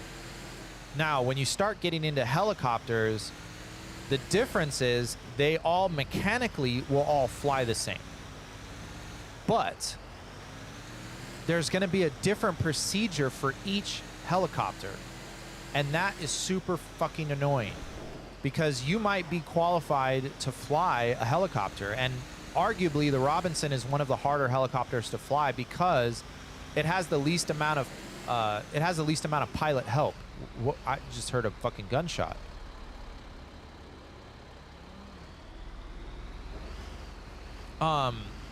So for helicopters, the difference being, if you want to fly different types, you have to have a check ride in that type. And it's basically like the full procedure of do you know how to get in the helicopter and start it up? Can you get in the helicopter and manage the engine, the oil, can you manage the entire system of the aircraft? Because it's effectively a different style of engine. So to answer your question, I am FAA certified to fly the Robinson, because that is what I've achieved my check rides in. Now, I have traveled to conferences where they have had very, $20,000 and up helicopter simulators. And I have been in probably 8 or 9 different aircraft types. Some attack helicopters, the Lacosta. I've been in the Cobra. I've been in the Blackhawk. I've been in the V-22 Osprey. And then I've actually flown an experimental helicopter, the Invictus, that's being put out by Bell Helicopters, the Invictus 360. I've flown the simulator for that. And the Lakota was one of my favorite helicopters to fly. I really enjoyed that one. I'll let this guy get out.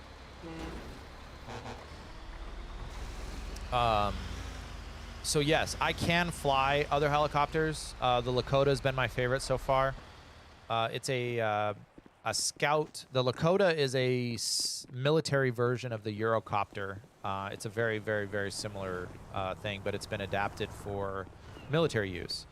And so I was able to fly a version of the Lakota, and it was fucking incredible.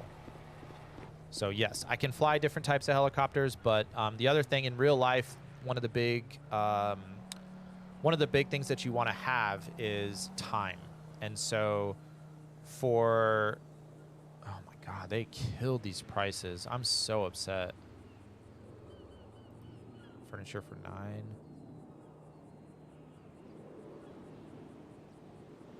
We'll do sawdust. So you have to have a certain amount of hours to be able to get those sign-offs. And so as you build your hours and as you get to a higher place in your profession, the more hours you have. Everything in aviation is based on hours. So the more hours you have, the more it's kind of like this trucking job. You know, the more miles you have, the more experience points you have, the better stuff they let you do. The more time you have in the cockpit, the more they let you fly. Traditionally, you need, for a helicopter to graduate with your pilot's license in a standard Robinson, you need about 150 to 200 hours to really truly be proficient. You can actually take your test at about 50 hours to solo. So if you think about that, I mean, 50 hours is not a lot of time. But learning how to fly a helicopter is a lot more expensive than learning how to fly a plane by a factor of about 5. So if it costs, and these are California prices, so I don't know if that's nationwide, if that's a whole thing. But for California to rent a helicopter for 1 hour to fly, it's going to run you about $500 per hour. And by comparison, if I wanted to rent a Cessna 152 or 172 and take that out for an hour, that would cost me, with gas, that would cost me about $100, maybe about 120 out the door. So if I have to build up 500 hours at $500 an hour, you know what I mean? Like that gets very expensive very quick. Versus if I have to build up 500 hours at $100 an hour. So you can see why there's not that literally, that alone is why most people don't fly helicopters. It's not because it's like I'm so fucking cool and, you know, I can do something that most people can't do. No, unfortunately, that's a true statement. But the reality is, if everybody could afford helicopter training the way that they can afford fixed wing training, you would see a lot more helicopter pilots. But it's just so damn expensive to run the helicopter that $500 an hour, you know, that covers your rental, that covers your gas, that covers, you know, everything that you need. But that's a chunk, man. 2 hours, that's $1,000.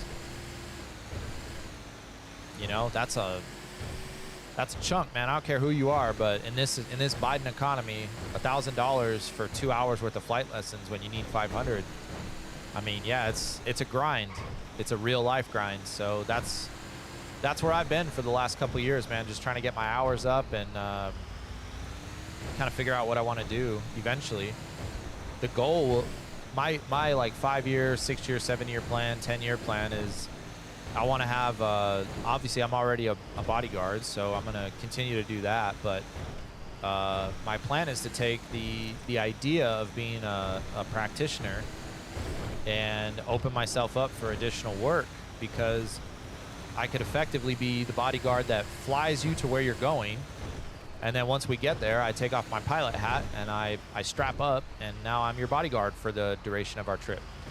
And then when you're done with that, I'm getting some sleep, and then I'm gonna fly us back home, you know. And that, to me, that's the end state.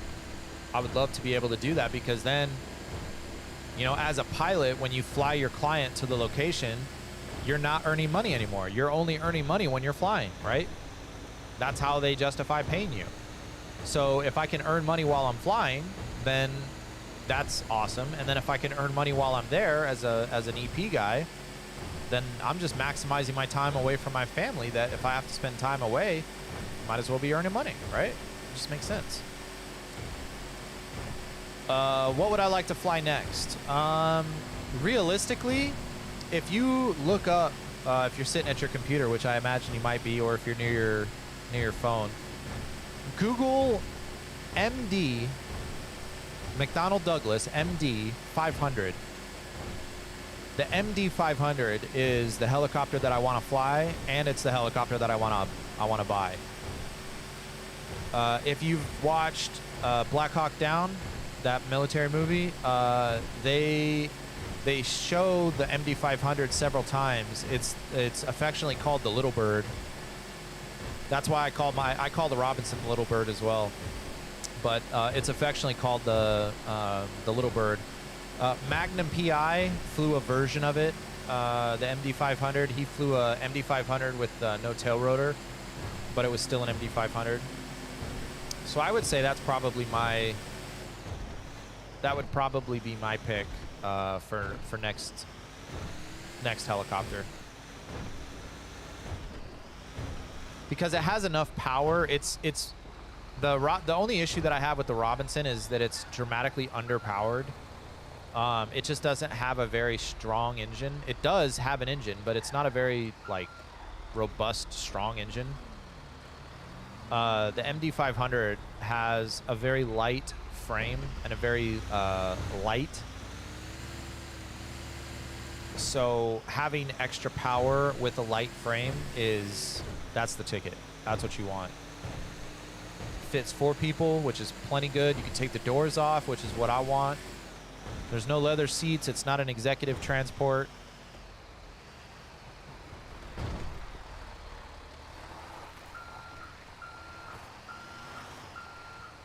Fast little black chopper. Yep, that's the one. That's the MD500. Oh shit, that's gonna hit the...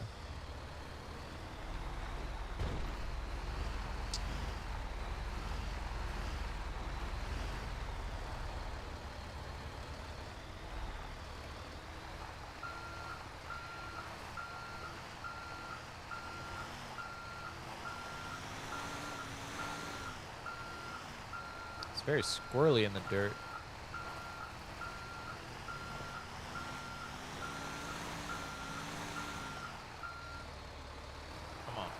Come on. Come on. Back it up. I ain't getting no traction in the ground here.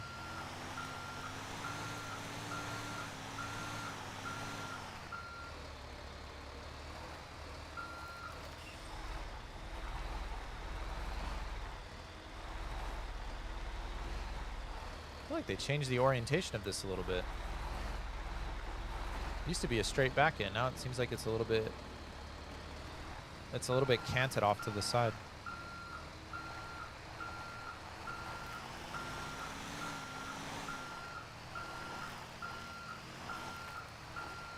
There we go.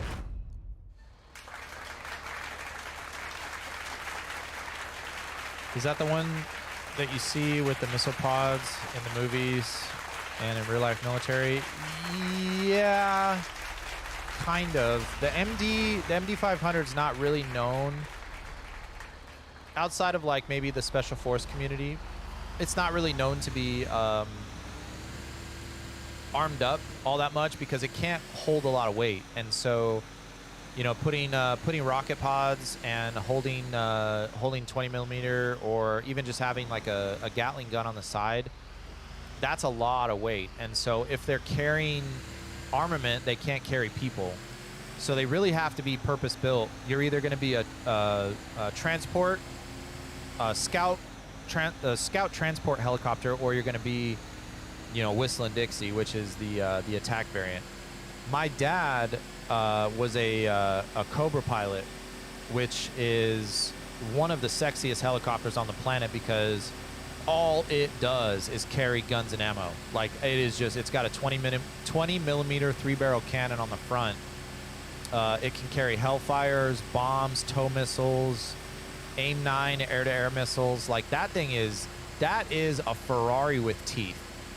And the MD500 is kind of like a Porsche with teeth. And yes, I am putting Ferrari above Porsche, so fight me.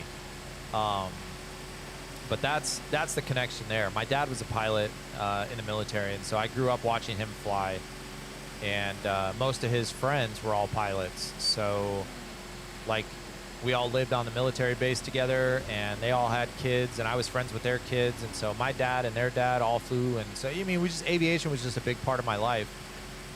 And so now at this stage of my life, you know, if you wonder why I'm into piloting or why I got into aviation, that's the connection.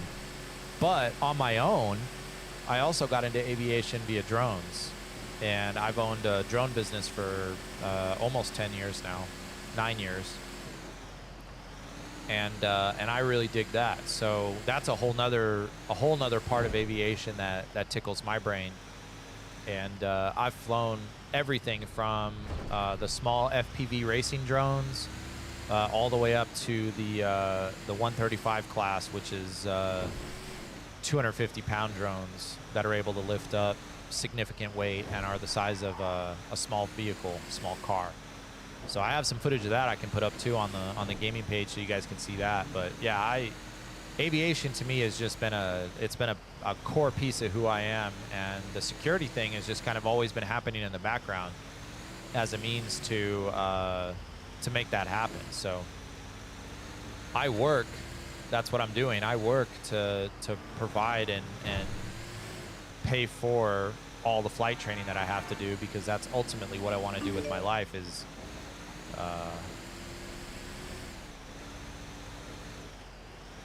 that's ultimately what I want to do with my life is fly. So I just have to figure out a way to do it.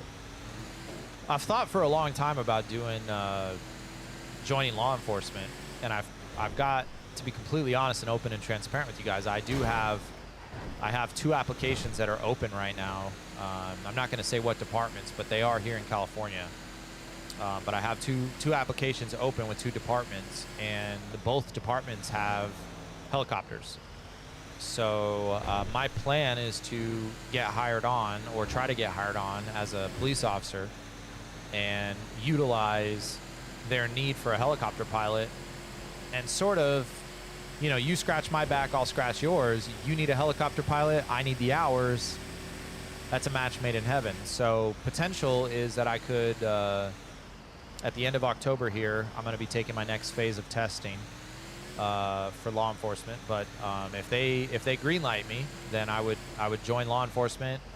Probably spend, I've been told, probably 6 months to a year out on patrol, doing the running and gunning in the car, and then from that point on, I would be able to apply for a transfer to the aviation unit. And the fact that I'm already a pilot would hopefully help that. What's going on with this? What's up?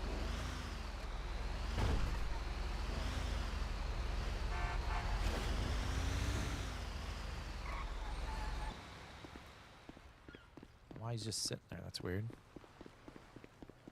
All right, 6:12. Let me see if anybody's awake yet.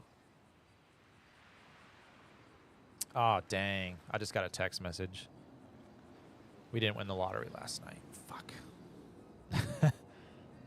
We put in a lottery pool last night with me and about 15 of my friends. We did everybody throws in $20, and we try to buy a bunch of tickets and split it if we win. But our payout was going to be $27 million each if we won. And I just got informed that we did not win. 475. Damn, he's coming on me, man. He's gaining on me, man, is what I meant to say. He's coming up on me. Let's see if there's one more freight job I can knock out real quick for some decent money. Tile transport. Let's knock this out real quick.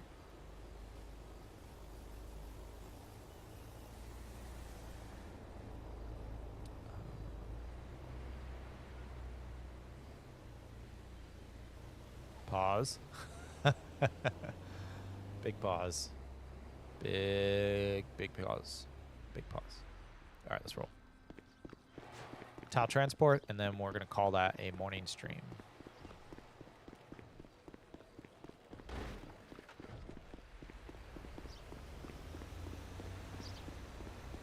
What the hell is happening back here?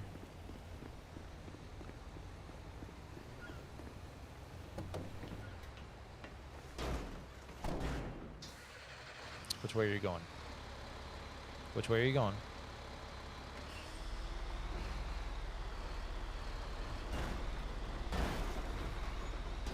Yikes.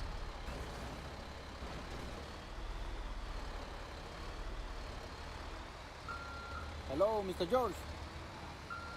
How much you pay for the new guy? $20? No, too much money. He's no good operator. He's not doing nothing.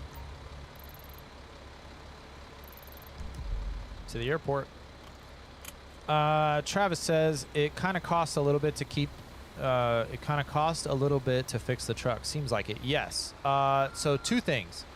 It does cost a little bit to fix the truck. That is why I drive the way that I do. I see other people driving in the city, and I have no honest to God, I have no fucking idea why they drive like idiots when the cost to fix their truck is so expensive. Because what it's doing is it's eating into your profit margin. If you take, I mean, this is very basic, simple economics, right? Like if you're taking a truck to a destination and you're getting paid $8,000 for that drive, you're not making $8,000 in profit. You know what I mean? Like you have overhead, and the overhead is the gas, because these things are big fucking machines. You have the gas to get there. You have the tires. You have the transmission. You have, you know, like there's stuff on this vehicle that you have to maintain. You can't just drive this thing all willy-nilly. But guys do. They're jumping curbs and they're you know, going in and hitting trees and shit like that. And then they go back and they repair their truck, and the $8,000 job that they just went on is going to cost them $4,000 to fix the damn truck. So if you're picking jobs where $8,000 is only going to make you $4 grand, you're doing something wrong. You know what I mean? Like you have to change the way you're doing it. It was not as bad, admittedly. It was not as bad when you could make $20,000 on a run. You take a load all the way up to the northern part of the state, and you're making $20,000, and it costs you $1,000 to fill up for gas and you know, $800 for tires, whatever. If it's a $20,000 run and you're only down $2 grand, $18,000 profit is worth it, 100%. And that's why I could repair my truck after every run, because it just made sense to. But if the top runs now are like $10,000, I haven't seen anything over $10,000 yet, and it's going to cost you $1,000 to do your gas, then you need to drive like a fucking businessman, because if you're having to repair your truck after every fucking every drop, then you're never going to make any money. And the whole point of this is to make money. So you know, you kind of got to scratch your head a little bit and go, why are you here? What are you doing this for? The money making potential is now over, because they've taken those $20,000 runs out, and I can't make $100,000 in 4 runs anymore.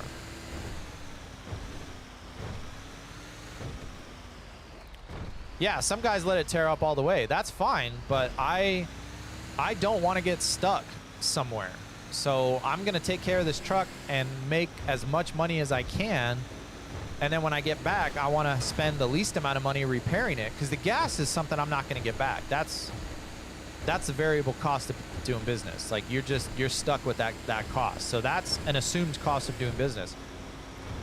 Breaking my truck and having like significant issues with the transmission or the cosmetics or whatever, like ain't no way. Yeah, I'm getting all hot, man. Don't fuck with me, Don. I'm getting agitated. Thanks for playing with us. But I'm getting Have a great agitated day. because it doesn't make sense to me. The logic doesn't make sense. Like you're over here trying to say you're here to make money, which I get, but then you're doing everything you can to not make money. Hey, good morning, Kevin. Thank you for the stream like. So it's weird to me.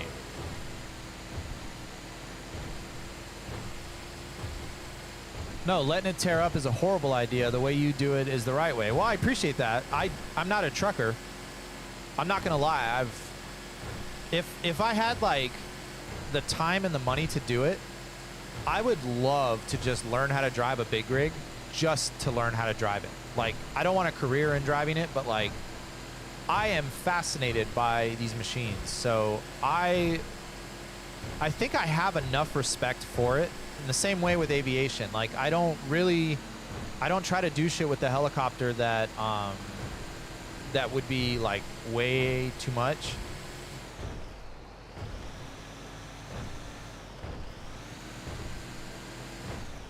Don says I can hear it. Oh, you can hear me getting frustrated. Yeah.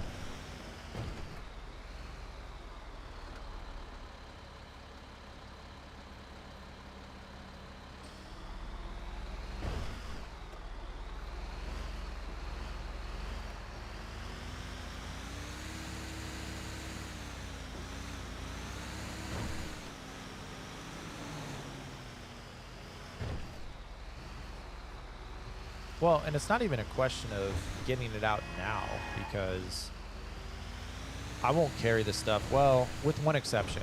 I've had an arrest that I carried with me through the day. That actually, like, what happened in here actually messed me up in real life. That was weird. But I'm definitely not going to be... Oh, my God. Wow.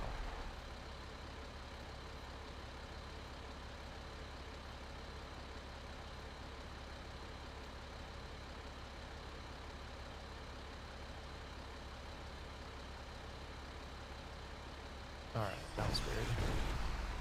All right, we're going to be going a lot slower on this dirt road.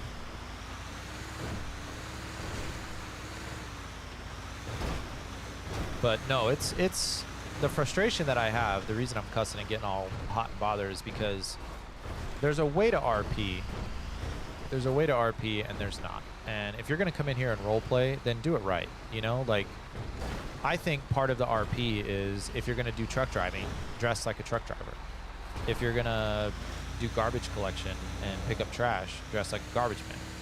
If you're going to be a pilot, dress like a pilot. You know, like, carry yourself, conduct yourself like the thing that you're trying to role play. That is, in my opinion, that is the point of role play, is to try and match as close to possible the real thing as you can in a city where that's, in and of itself, that's the challenge. So I try to role play as the human being that I actually am, and I do things in the city the way I would do things in real life. And I feel like that's the essence of RP. Unless you're really good at creating a character, which I have not done yet. Unless you have, you know, a specific character in mind, that's the goal. That's the role of this. Is the best RP is the stuff that mimics real life, in my opinion. The scenes that are outlandish, and when you can look at a scene and remember that this is Grand Theft Auto, you're failing. That's my opinion. If I remember that this is a game, you're failing. If you call attention to the fact that this is a game, you're failing. You know, the RP for this is that this is real. That's what we're trying to make this. We are trying to create a real environment where the world itself reflects that. And the less that people try to encompass that, they're murdering what makes RP so special, in my opinion.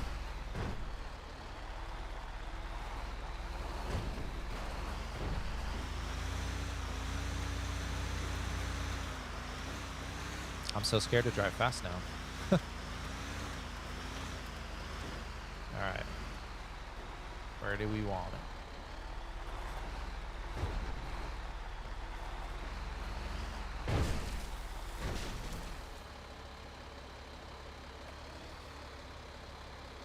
Perfect sense, though. I was just looking at how much it cost to repair when I started thinking of others driving so recklessly, thinking in my head, how do they make money? It's like the new guy, he keeps getting back up recklessly. Yeah, I mean, you end up spending all the money that you make in profit because you just don't want to drive right. That, I mean, again, if you're going to waste your time doing something, you might as well...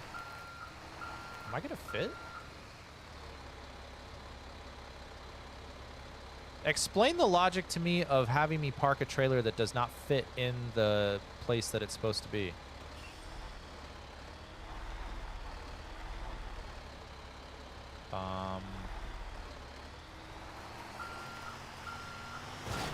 It's not going to fit. Unbelievable.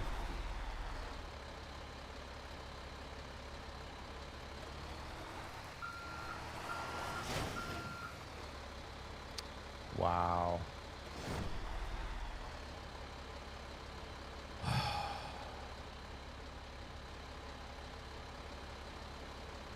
No way, man.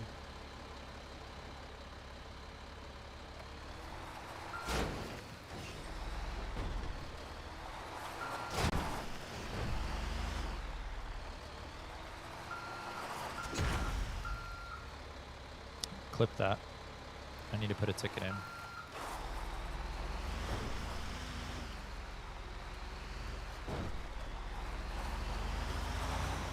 Damn it, man. That's irritating. No, the front wouldn't have fit in either. The front of the rig is, I've tested that at a couple different spots. It's just not, it's not a good spot. All right, I'm gonna have to store this truck.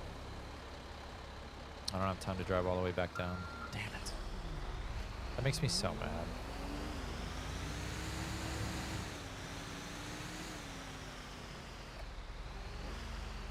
Doesn't this place look familiar? Yep. It sure does. I don't know if I can put this truck in a garage, but we're gonna find out.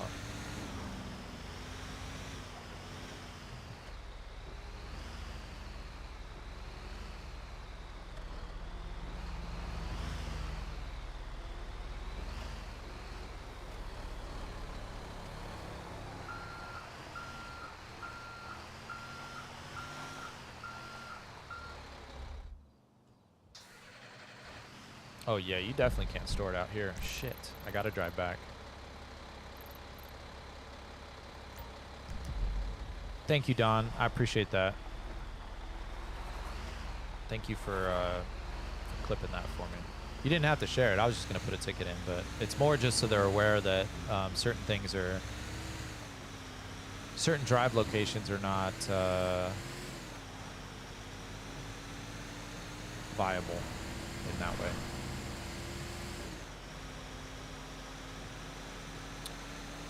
And yeah, I know that the conventional logic would say, well, if it doesn't fit backing in, just go in nose in. But the problem is the red checks that are down on the ground, they are very specific and intentional about directionally how you go in. And so those ground marks were actually telling me that it had to go nose out instead of nose in. And I have yet to find a drop-off location where when you do the opposite orientation that it still gives you credit for it. I've heard that people have been able to do it. I just have not had that experience. It didn't work like that way for me. Not sure what I was doing wrong, because it would make, had I known that you could do that, or that there was an ability to do that, it probably would have saved me from having to like actually learn how to back up the trailer. But now that I know how to back up the trailer, I feel like, well, I don't really need that like shortcut now, because now that I understand how to back up the trailer, it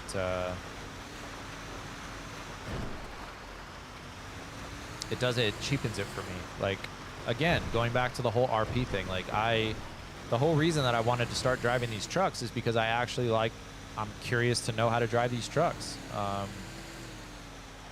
Mentally, it's actually helped me a lot in learning how to position the truck to back up a trailer, and I feel like there's some real world applicability to that as well. Because it's like, you know, directionally it's opposites. Everything opposite is the impact on the trailer. Opposite steering input gives you an opposite reaction from the trailer. So if you're trying to back something up, that's a real life skill. I don't understand why people would do the truck driving and then shortcut it. You know what I mean? Like, it's weird to me. Like, the guys that are doing the truck driving that are dressed, like, show me a job. And I mean, I'm seriously, show me a job where you can show up to work in gang clothes, wearing bandanas over your face. Your supervisor would send you home. You know what I mean? And then you take that philosophy of RP. You're dressed up in your gang colors, and you're driving your truck absolutely crazy. And then, for what? Like, I mean, it's just go make money somewhere else. Now that I know the drugs are turned on, like, I go do something else. You know, like, whatever you're going to be. If you're going to be into the drugs and into the gangs, then be the best drug and gang person you can be. You know, like, just go be all you can be over there.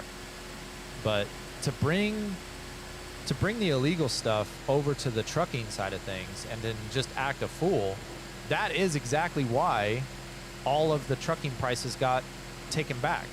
That's exactly why cops are now sitting outside of the trucking thing. This is why we can't have nice things.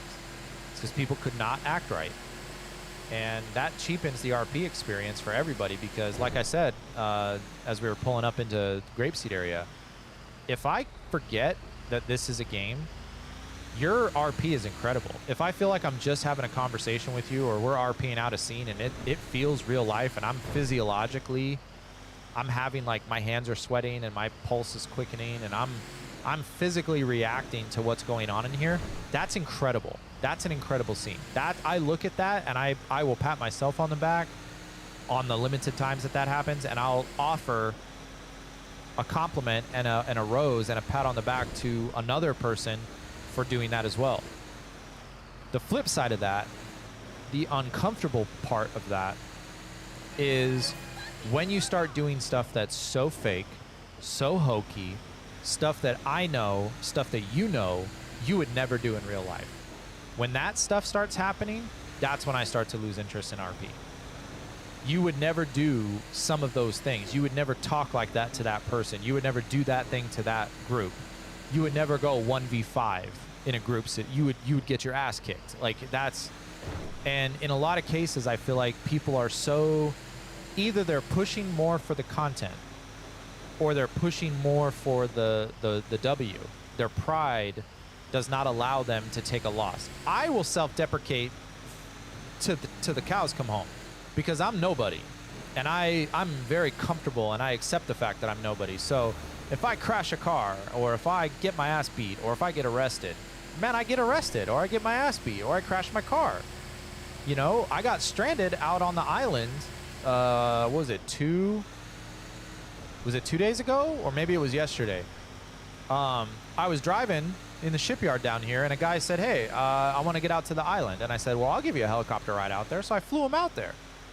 And then I forgot to buckle my seatbelt and I accidentally hotkeyed a button and I jumped out of the helicopter. I looked around, there were no vehicles, there's no bridge, there are no boats. So I swam. As punishment to myself, I swam from the island all the way out there, all the way here. And it was all on stream, so you can go and fact check me. But I did that because I wanted to honor the fact that this RP means something.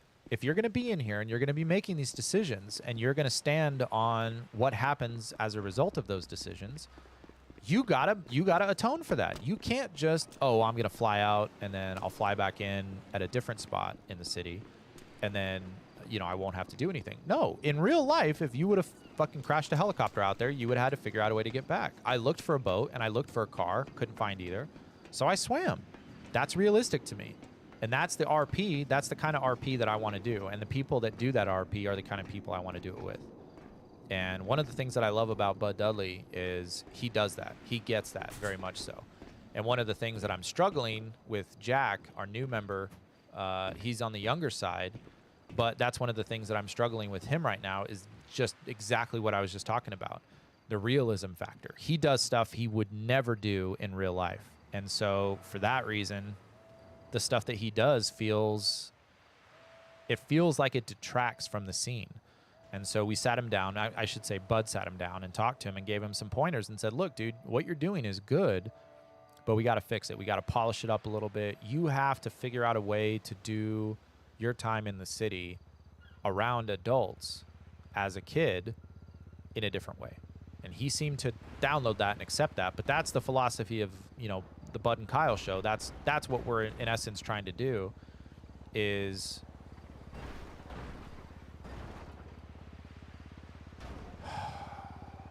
I have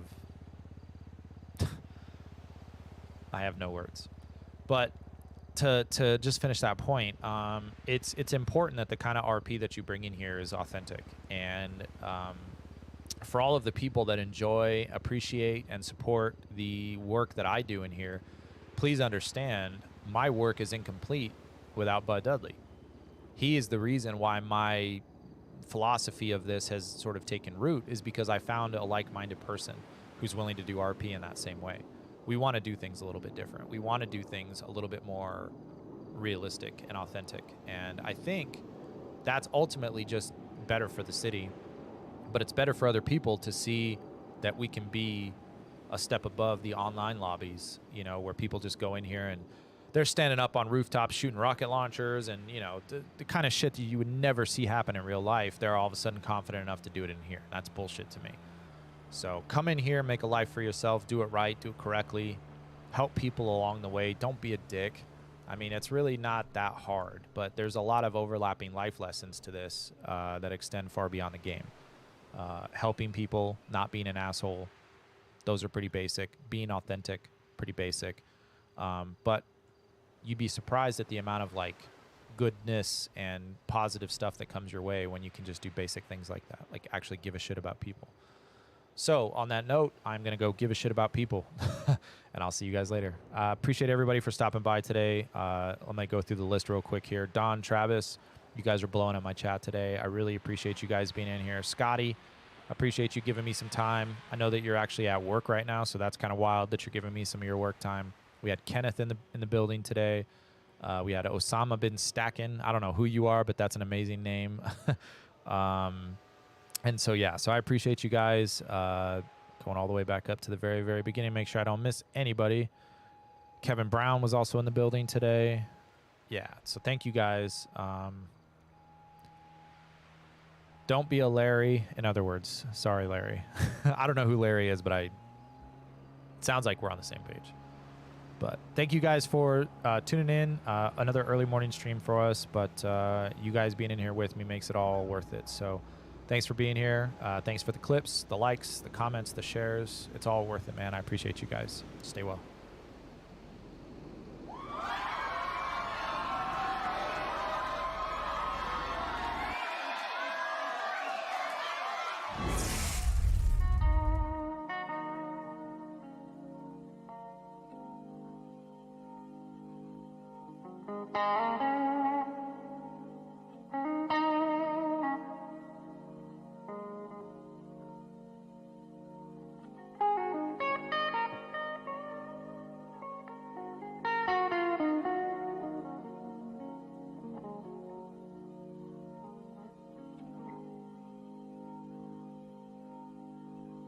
This is my blues.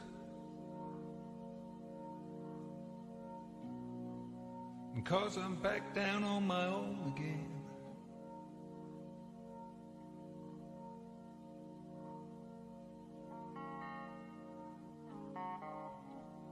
This is the blues I'm playing. Yes, it's a fine old thing. When the night is cold and lonely.